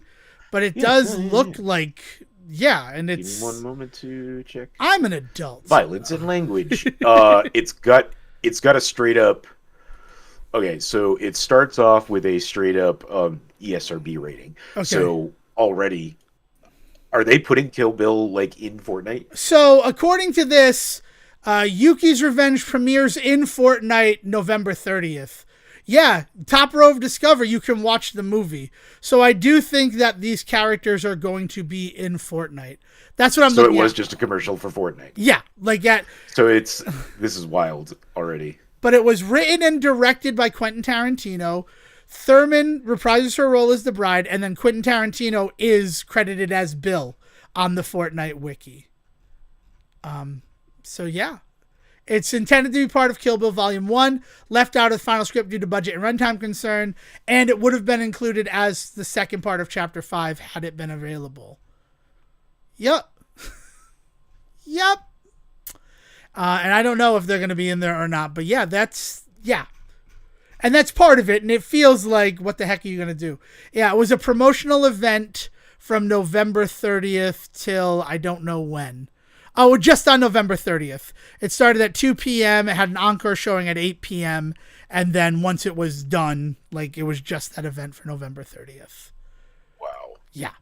Yeah, that works. That's it, man. Yep. Okay. So we'll pop that into supplemental material if anybody wants to see it and interact with it, because it's there. It's a real thing.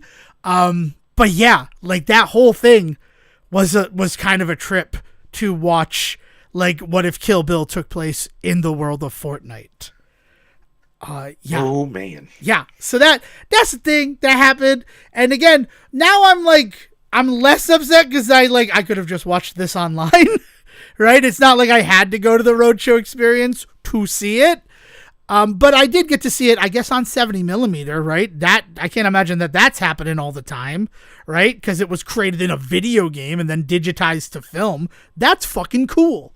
I will give it, or I guess analogued to film. I don't know what you call that. Printed, I believe. Yeah, well, yeah. But it's a digital file that is turned into film. So it's the opposite of digitization, right? Because that's when you turn film into a digital file. I don't know. But yeah, so that's the thing that happens. And it was crazy. Just like an absolute crazy thing. I will say this, because Dale and I had nowhere to go afterwards, we explored the rest of the Coolidge Corner cinema. And like, it's 3 floors. Movie House 6 is on the 3rd floor. Movie House 5 is on the 2nd floor, as are 2, 3, and 4, like where we saw Jay Kelly. And they got some just crazy, like, posters up. They got like signed Elvira posters and just like old classic stuff. Like, I'm a little bummed that while we were there, you didn't get to experience everything. But at the time, like, I didn't know that there was an everything to like view and walk around and see. Yeah. But yeah. So like, that was good. Like, it was that. But also that theater, like the Movie House one, it's a big house. It's got like 430 seats in it. 432, I think, is the exact count on it. And they are right on top of each other. They are tight. They are like, it's not the best way to see movies. What I would equate something like the Coolidge Corner Theater to is like playing a retro video game. Like, Dale's exact quote, and I am going to say this, is, if going to the movie theater were like that when I were younger, I don't think I would have my love of film. And I get that, and I think about that, like, Dale never lived in a world without stadium seating as an option at the movie theater. And even that is a huge difference to, like, an auditorium-style movie viewing, where there are people's heads in front of you. Yeah, no, I mean, it's part of the movie-going, like, experience, and, you know, it's part of the, like, film looked different to people than it did at home. You know, like, there's a lot of elements to the old setup of theater, the old designs of theater that, you know, kind of dictated how films were then eventually made, you know? I mean, you talk about all this stuff about the intermission, and the idea of that having gone away is simply because, you know, at some point people just didn't want to stick around for 3 hours, and it became kind of a thing to like, let's tighten up the length of these things. And now we've got the standard 90-minute to 2-hour runtime. Yeah, I mean, like, the big departure from like even like going from like 3 hours to 2 hours, like that whole thing where like, because 2 hours became sort of a standard for films in like the 80s before we got to like the 90 as that real sweet spot. I'd say like 75 to like 81, where they're like, we can still do 2-hour movies as long as they're not 3 hours long. But a lot of that was just the cost of film. And then as the cost of film continued to rise, that's why they're like, you have a 90-minute runtime. Try to shoot for that. So that like they could lower budgets by lowering the cost of materials. So then when digital became an option, that's why we saw films ballooning from that 90 minutes back to 2 hours. Because it doesn't really cost anything to shoot on digital. I mean, it does. Like, there's electricity and things like that. To say that it costs $0, but film, like actual film, was one of the most expensive parts of making film, like making movies. Yeah, no, the big thing nowadays is that every editing house basically needs to have its own server farm that it's running all of its shit off of because of the amount of editing software and precision software that they're using / stashing hours upon hours upon hours of video. So it's actually a really interesting thing that one of the big movie things that happened over the last week is I don't know if you've heard anything about this, but the independent film Iron Lung being made by the YouTuber Markiplier. Yeah, you had mentioned that at the end of last episode, but he got picked up by AMC, which is awesome. AMC, Cinemark, and there was one other one. Probably Regal. But essentially just off of word of mouth of people literally calling their theaters asking if they were one of the ones that was going to be showing the movie.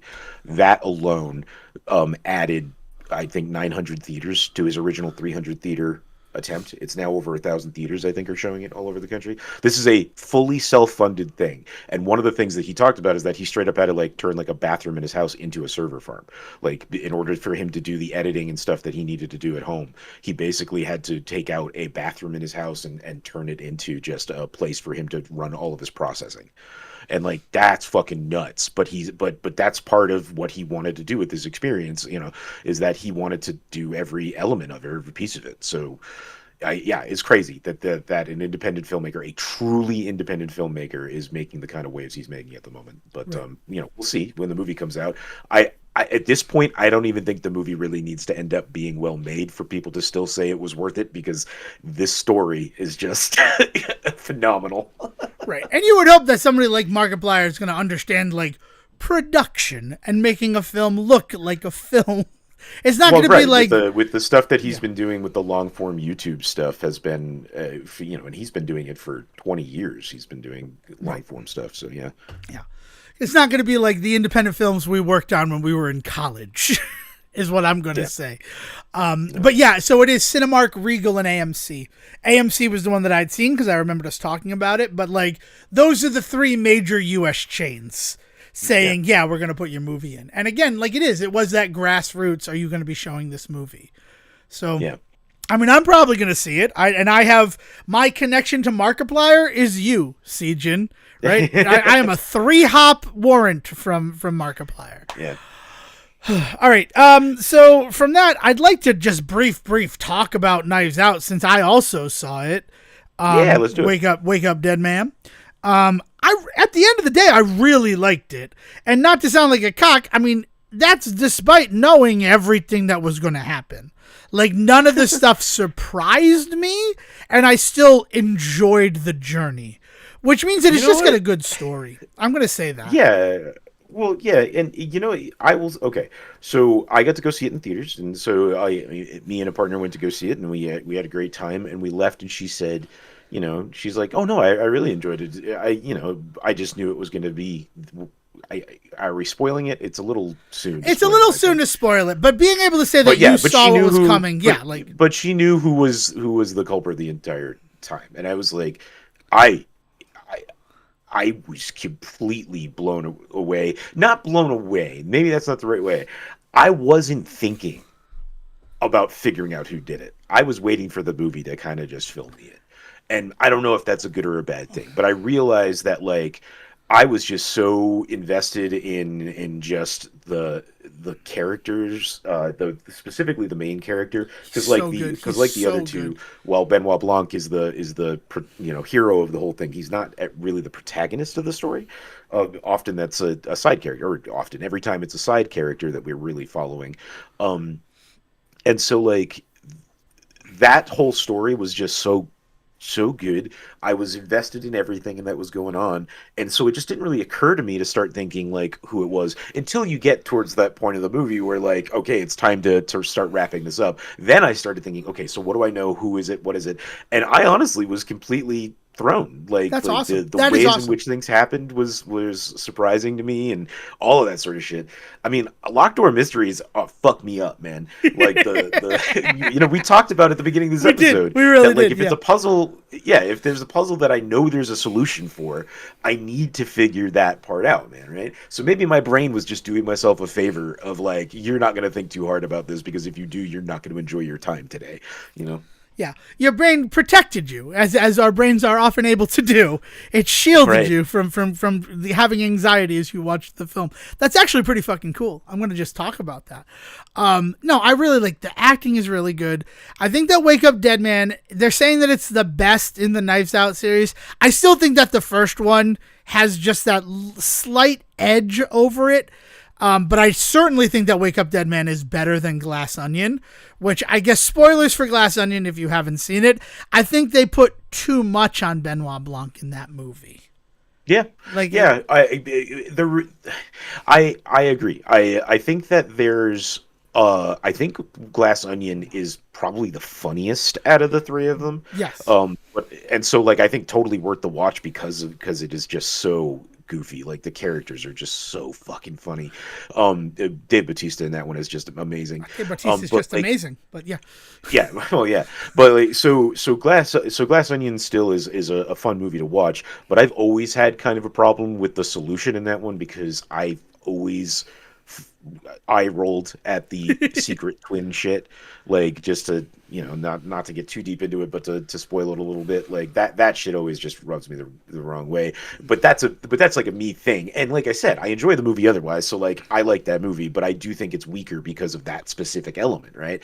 And so I do think the first one's the best, specifically because of just that feeling of discovery as an audience member, being introduced to Benoit for the first time, being introduced to the world of Knives Out for the first time. You just can't ever capture that again. It was just lightning in a bottle, right? And then, I think at the end of the day, character-wise, I don't think Wake Up Dead Man. I think Wake Up Dead Man has my favorite overall mystery, but I think the characters are a little bit weaker than the first movie and things like that, like individual. Like at the end of the day, there's certain characters that are big players in the storyline that don't actually have anything to do with the story, which is fine because it's a mystery and you don't know who did it and all that sort of stuff. Exactly. Right? But it's almost kind of like a letdown. Like some characters basically just don't go anywhere because they're not involved in the actual mystery. You're just like, oh, I wanted more of that person, even if it didn't turn out that they were the killer. I still wanted something more from what that character did in this movie. Which is certainly something that Knives Out succeeds in.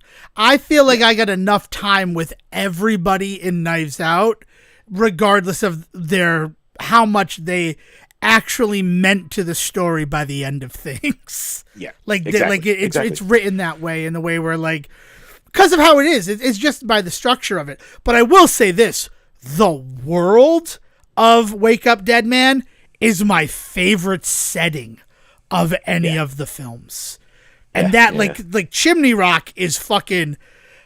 The scariest thing about Chimney Rock is that I am aware of communities like that exist in the real world, and how much it nailed that style of area was just terrifying. Like, that movie scares me straight up. I will say it is fear that Wake Up Dead Man inspires inside of me, because I know of places like that. I've been to places like that. And like, there are people who are going to watch that movie and be like, oh, what a delightful thing that Rian Johnson created for this film. And like, that could never happen. And it's like, bitch, not only can it happen, it's happening right now. Yeah. Like, no, I mean, right. And I do think that that's another thing that I like about it, is it is definitely the scariest of the three. Yeah. Like Knives Out, I never feel like Benoit Blanc is in any danger as the investigator. I don't feel like there's no moment where I'm worried somebody might hurt him, right? Right. In Glass Onion, you get it a little bit because they are secluded on this island and they realize that there is like somebody amongst them that is dangerous, right? And so like that gets a little like on the tense side, right? But there is like straight up like horror movie filmmaking in this particular one that is just like really really good, like jump moments that also serve to advance plot, like that when he is in the tree in the lightning storm after the whole Yeah. Yeah. oh man, Fuck yeah. There's some Good looking shit. You know what I like about it? This is a small spoiler, and I'm going to spoil it. I don't, because it didn't really have anything like effect wise.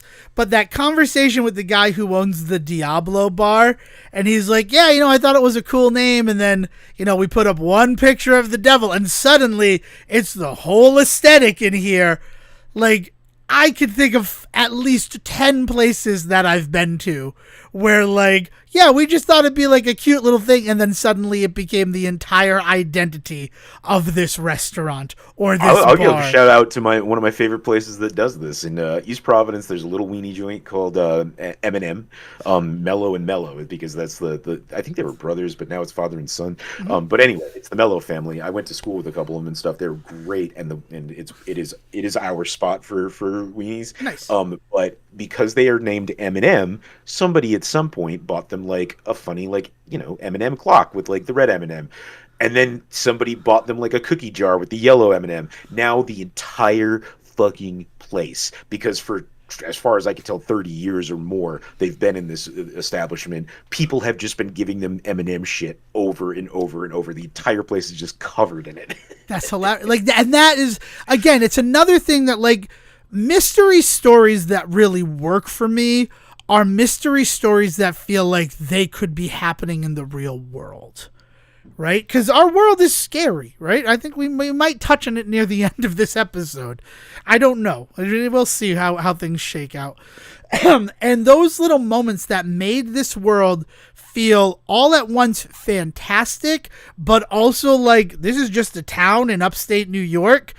Tell me something about a town in upstate New York that's not, Albany or Utica, right? Like, there are a lot of, I think about the old, I guess you'd call it a creepypasta, but like the urban legend about the guy who like is in the town where it says tuxedo everywhere and he's freaking out, but it's just because he's in Tuxedo, New York. Like, I don't know that story. Oh yeah, that's a good one. I'll get it to you. We'll address that one someday. It's a good one. Man. Like, oh my god, like he's just freaking out, and then like he realizes that you were in Tuxedo, New York. Like that's of course you did. Be like the Tuxedo Diner and Tuxedo Apparel, like because that's what they did there. Yeah, like I think about that stuff, but like there are so many small towns where you do not know what's going on, and I've wound up in a bunch of them, and Chimney Rock just feels like any one of those small towns where I'm on a road trip and like happen to run out of gas or pop a tire. Specifically, like, not only are they like cut off, kind of, they feel almost very isolated, because that's one of the great things about mysteries like this, these cozy mysteries that the Knives Out series is working with as a genre, is like, the isolation of it allows to say we know that only these few people could be involved. That way you don't have to worry about tracking down people in a big city, right? So you can say we have a very set, finite amount of space, time, and people that this could all be. So it makes it a solvable mystery in that way, right? But because of that, you do get this kind of like, you get these small tight-knit communities of people and this one in particular is scary, right? Like, because like you're saying, this is something that you see after this, like you see the ways in which the priest has the stranglehold kind of on the community and things like that, and it's not always the most open and loving environment for people that are outsiders. All the shit about people coming into the church and him like basically making them roasting themselves.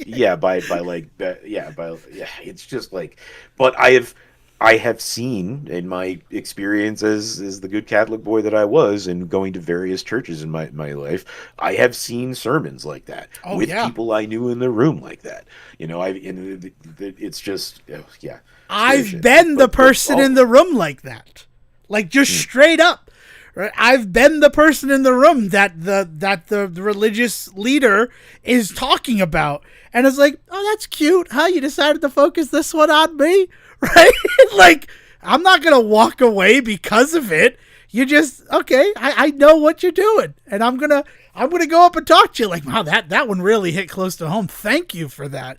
I'm really considering my own choices in life because of what you did.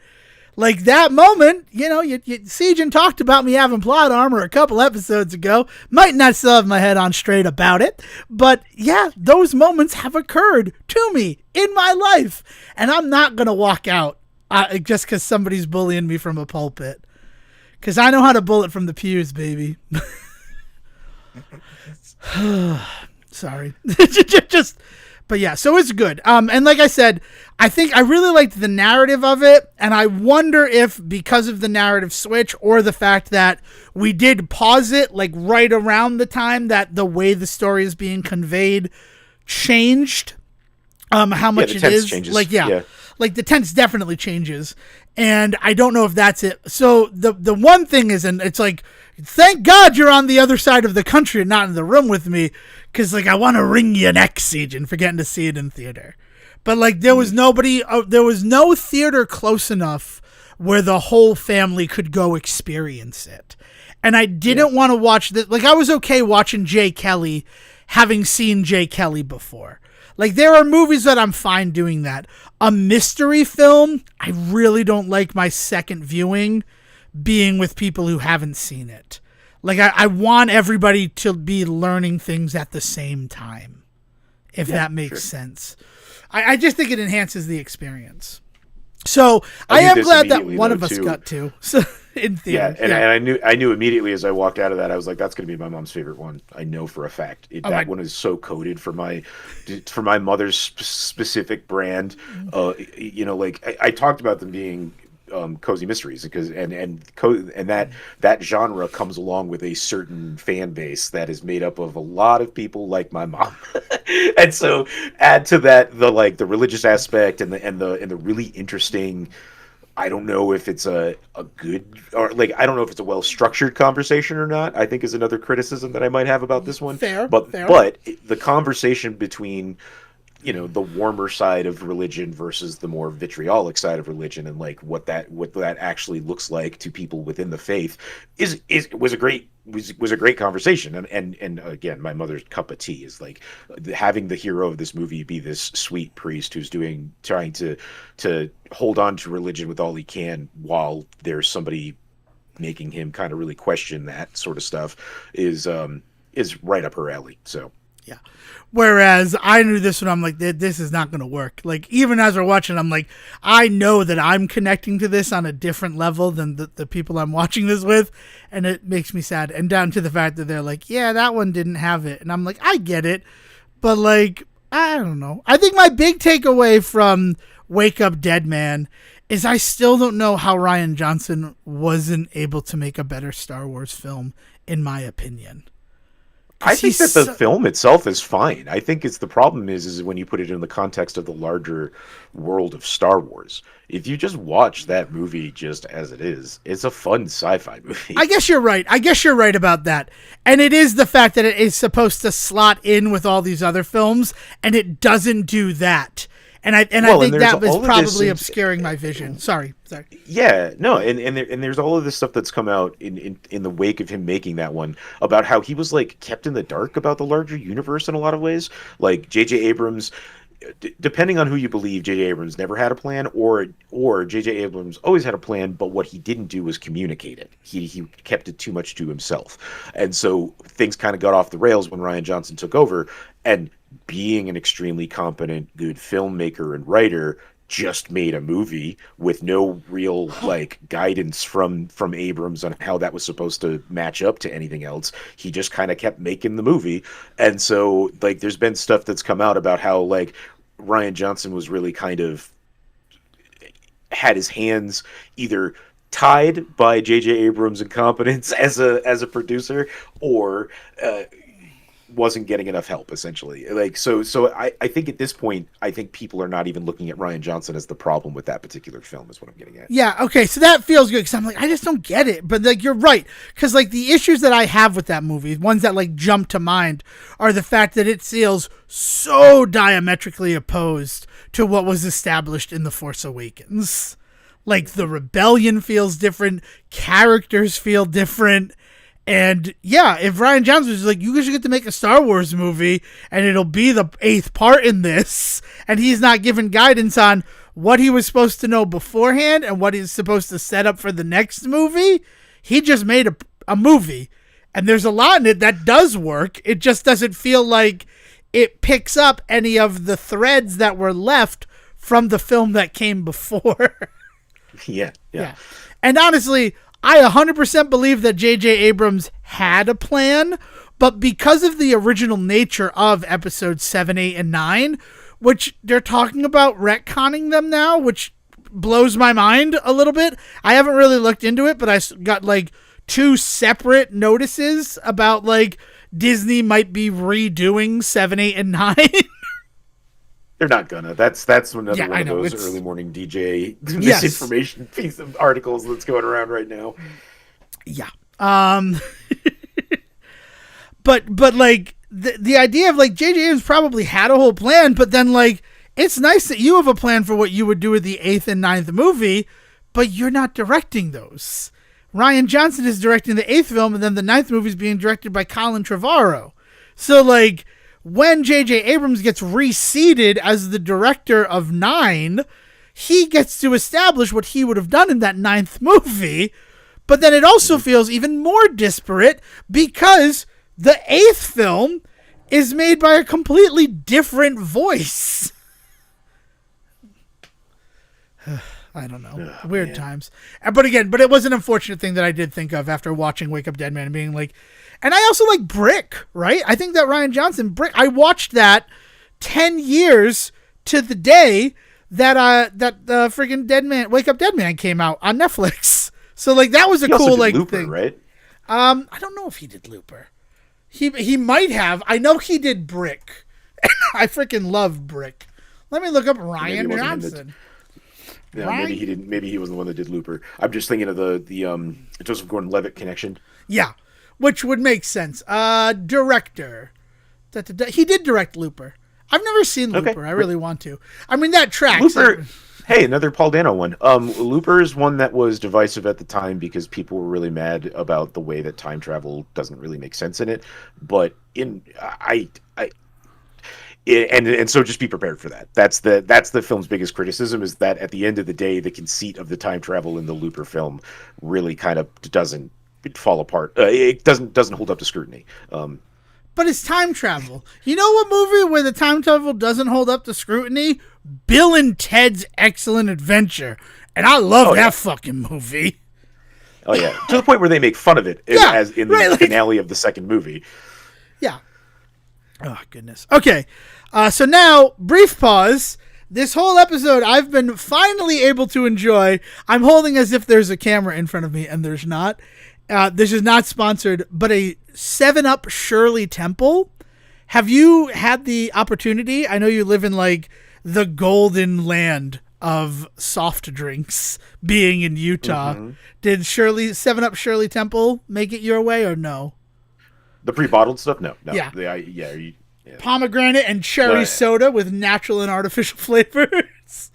I've wanted it for a while, right? Like they've had it the last couple of Decembers, but I couldn't find it in Rhode Island. And that just turns out that's because they don't bottle it anywhere nearby distribution for Rhode Island. So being in Massachusetts these past couple of weekends, I finally found it, purchased it. It for real tastes like a Shirley Temple in a can. And I want to make sure I share that with everybody. If you have the opportunity. No, you know what they do have out here has been the tropical 7-Up. I love the tropical 7-Up. That stuff is so good. Yeah. I like 7-Up. 7-Up, like cherry 7-Up as a kid was what I drank every New Year's Eve to stay awake. Knowing that there wasn't caffeine in it, but there was a shit ton of sugar. So I fell down a 7-Up hole. I was actually what does that this mean? very week. Yeah. So another YouTube genre that I'm deep into is bartending YouTube. Okay. Specifically bartending, whiskey, like alcohol YouTube in general is like a really interesting market. But my subgenre within that is the bartending side of it. Mixing cocktails and the history of drinks and things like that. And I was watching one of my dudes this week talk about Dr. Pepper. Actually, it was not one of my normal dudes. It was a newbie. I'll have to see if I can find that video later and post it. But essentially, back in the 60s and 70s, one of the big things that soft drink marketing really leaned into was putting out recipe books, quote unquote. Yep. Usually they were just like little pamphlets with like 6 or 7 different drinks you could make in them. But they were always, main ingredient is Dr. Pepper. Main ingredient is 7-Up. So the famous 7 and 7 with Seagram's gin, Yep. 7 and 7 and 7-Up was created at this time, and that is these days considered a classic cocktail, but what it was just a marketing ploy at the time for 7-Up to make you want that specifically. You could go into a bar, say 7 and 7, you knew what you were going to get, and on top of that, it had to be made with 7-Up because that's what makes it a 7 and 7. Now, there's all sorts of like variations on that sort of shit. Like I was watching somebody make a Dr. Pepper, and it was just like basically Dr. Pepper and white rum. Okay. And it's just like, and then they named it, and it's just like, yeah, that's also like every fucking drink that every kid thinks like it's the first thing they're gonna make like I've seen people who apparently are master mixologists. Yeah, probably about 10 years ago, where someone gifted me the Dr. Pepper like cookbook, and it was like how to make barbecue sauces with Dr. Pepper and stuff like that. And it's like someone who knew that like I was the Dr. Thunder kid. I started every day with a packet of ramen noodles and a can of Dr. Thunder in high school, and it was one of those people that like I had gotten back in touch with, and they're like, "Oh yeah, here's this Dr. Pepper cookbook," and I'm like, "That's cool." Yeah, I like that. That's the type of marketing I prefer. Where like it's creative marketing, right? It's additive marketing. It's bringing something to the world. It's not Orlando Jones saying make 7-Up yours. You know what else I like for 7-Up marketing? I like the cool spot video games. There, I said it. Okay, so now to the final thing, because I've been talking about Ninja Turtles, and this is going to be brief because I've only technically interacted with 1/4 of it. But here are tales from the Tales of the TMNT. Season 2 is finally available. I say that because they started showing that Season 2 is available in like the middle of November on social media. But no, Tales of the Teenage Mutant Ninja Turtles Season 2 did not premiere until December 12th. So, I don't know. But are you familiar at all with what they're doing with Tales of the TMNT for the second season?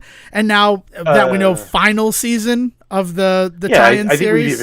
I think you and I have talked about it. Maybe it wasn't on mic, but they're breaking it up into smaller arcs for each of the turtles. Each one is going to have their own arc, right? Yes. So, Raphael, Michelangelo, Donatello, Leonardo. It's actually not that. It is Raphael's, then Donatello's, then Leonardo's, then Michelangelo's is how it's been broken up. I have only watched Raphael's, and because it's the first one, I wouldn't have gone out of order.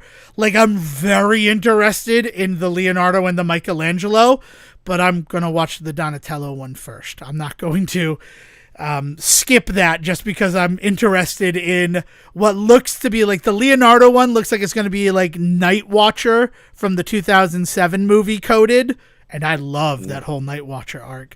And then Michelangelo's looks like it's going to be like end up with Mutagen Man and stuff like that, and it features Pete Davidson's character Todd from the first season, so like it ties in nicely to the world, where the other ones all seem like they're creating kind of new worlds. Though I gotta say, Raphael was a very nice surprise. So the Raphael arc, they're each 3 episodes, so it's kind of like a 60-minute movie for each of those, but they are broken up. And it's in line with how they did the final season of the 2012 series, which was also called Tales of the TMNT, where it was short 3 to 5 episode stories So I love that. I love that it's being referential to other ways that it's done. And I've always liked the Tales of the Teenage Mutant Ninja Turtles, like comic books, where it was, oh, we don't have time to write and illustrate a book that moves along the main storyline right now. But like, Jim, why don't you write a story about another mutant that they run into? So like, it's all like, was all Mirage in-house for the first Tales of the TMNT. And then Tales of the TMNT Volume 2 sort of was like the second guest era, where they were just like approaching people from the comics industry, seeing if they wanted to write a story. And some of the best Ninja Turtle stories, in my opinion, come from that second volume of Tales of the Teenage Mutant Ninja Turtles.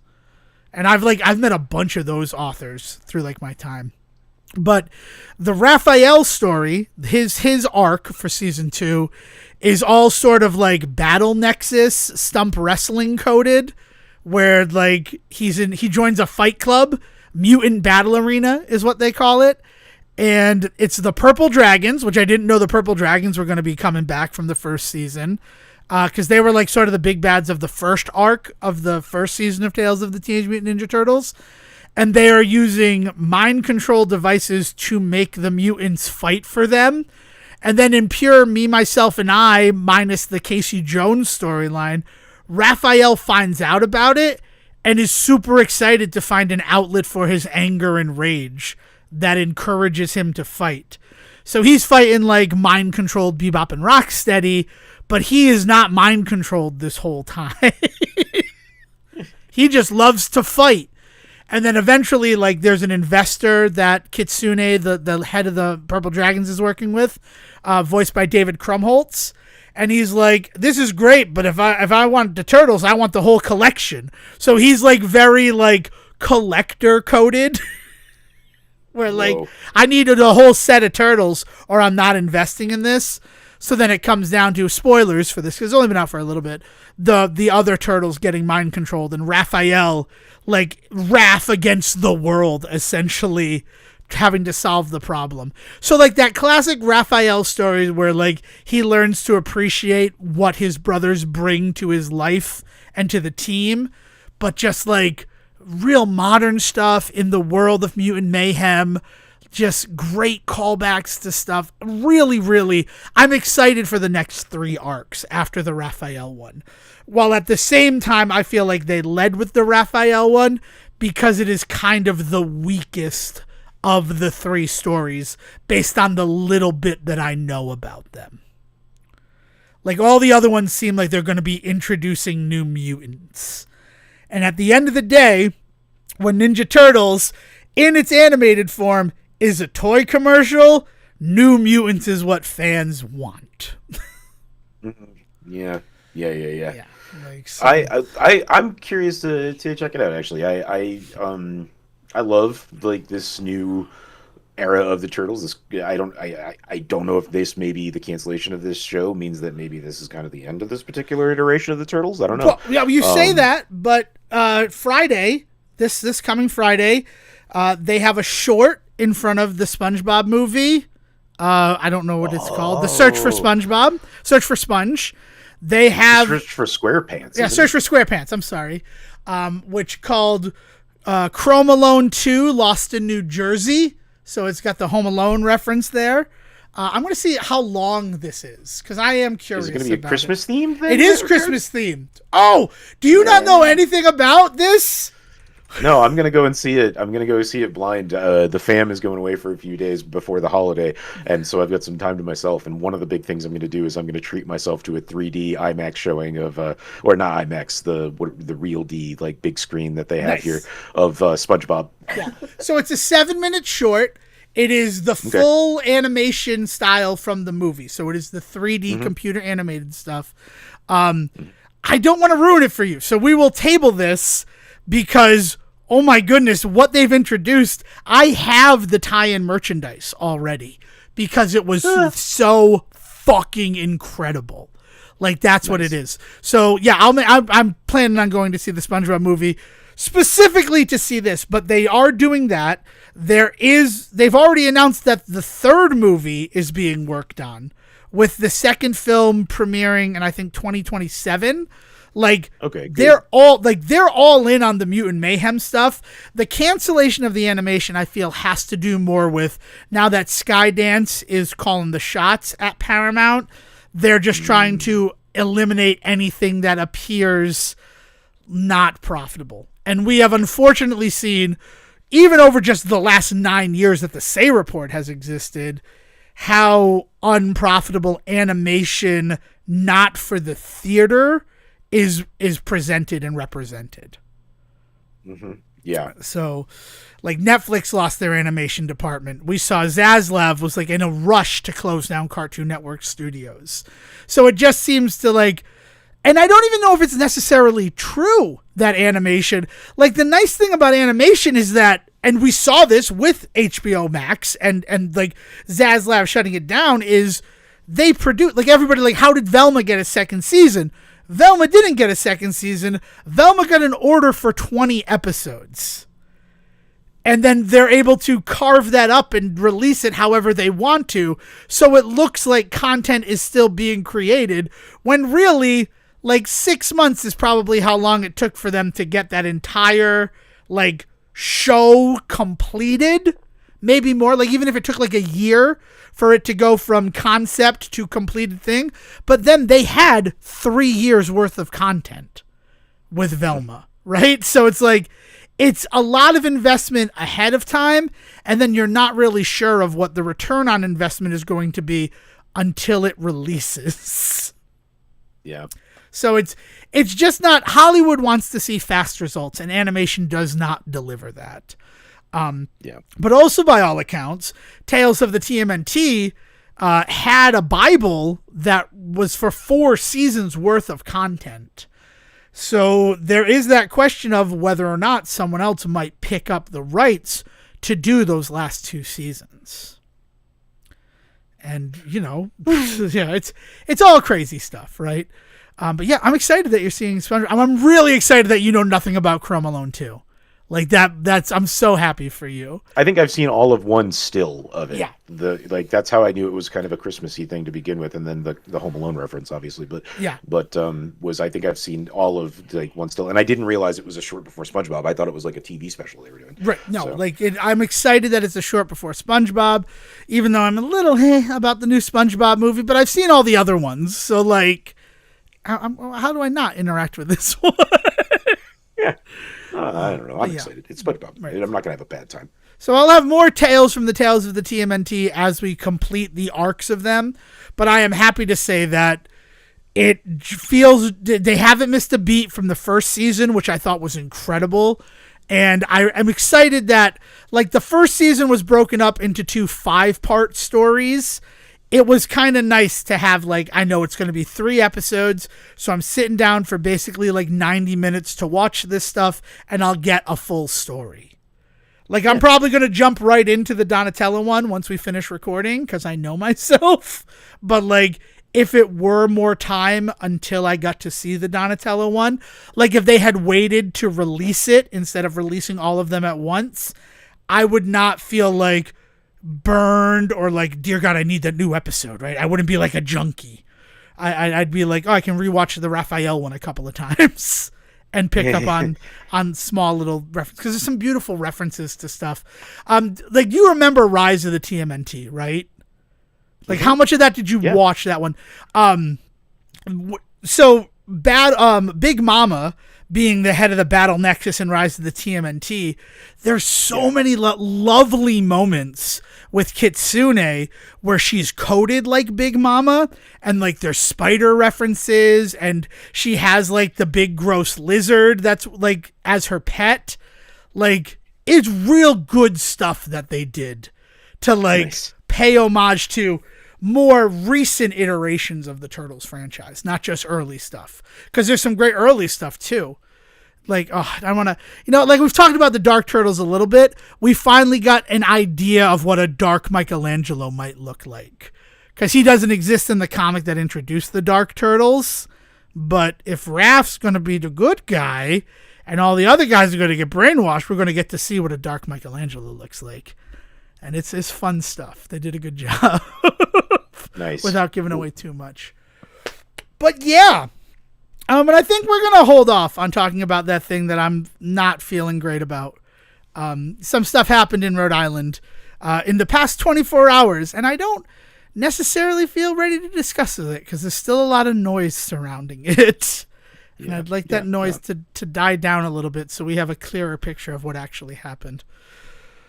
But in the wake of it, just tell the people you love that you love them. Reach out to somebody you haven't reached out to in a while. Anything that you want to add, Siegen, before we do the normal way these episodes close out? Or just stay safe. Yeah. That's all I can ever ask, that people just make sure they're taking care of themselves.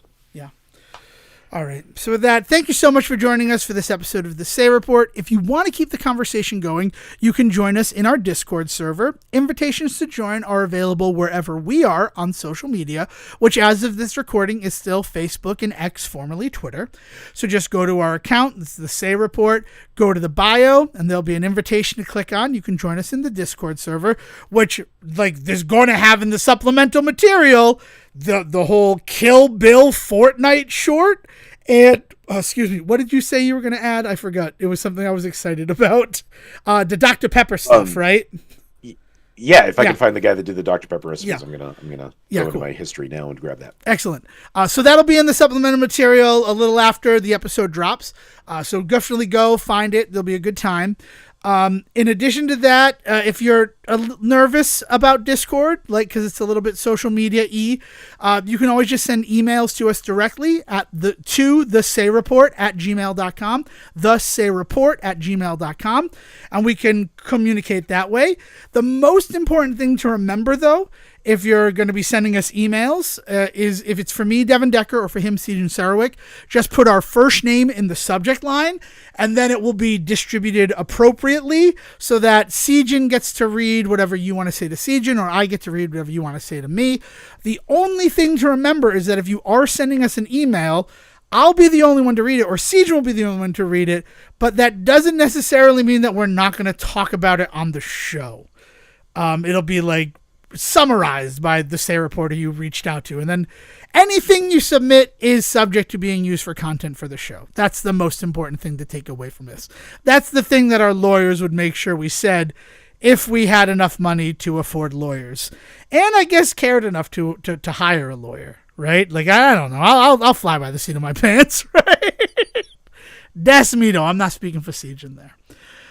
With that being said, again, thank you so much for joining us for this episode of the Say Report. We will see you next week. And now, William, please bring us home.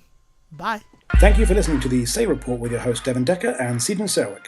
Please follow the guys on Twitter and Facebook by searching for The Say Report. And you can always subscribe on your podcast channel so this is delivered straight to you and you can enjoy it every week. With apologies to your mother, we'll see you next time.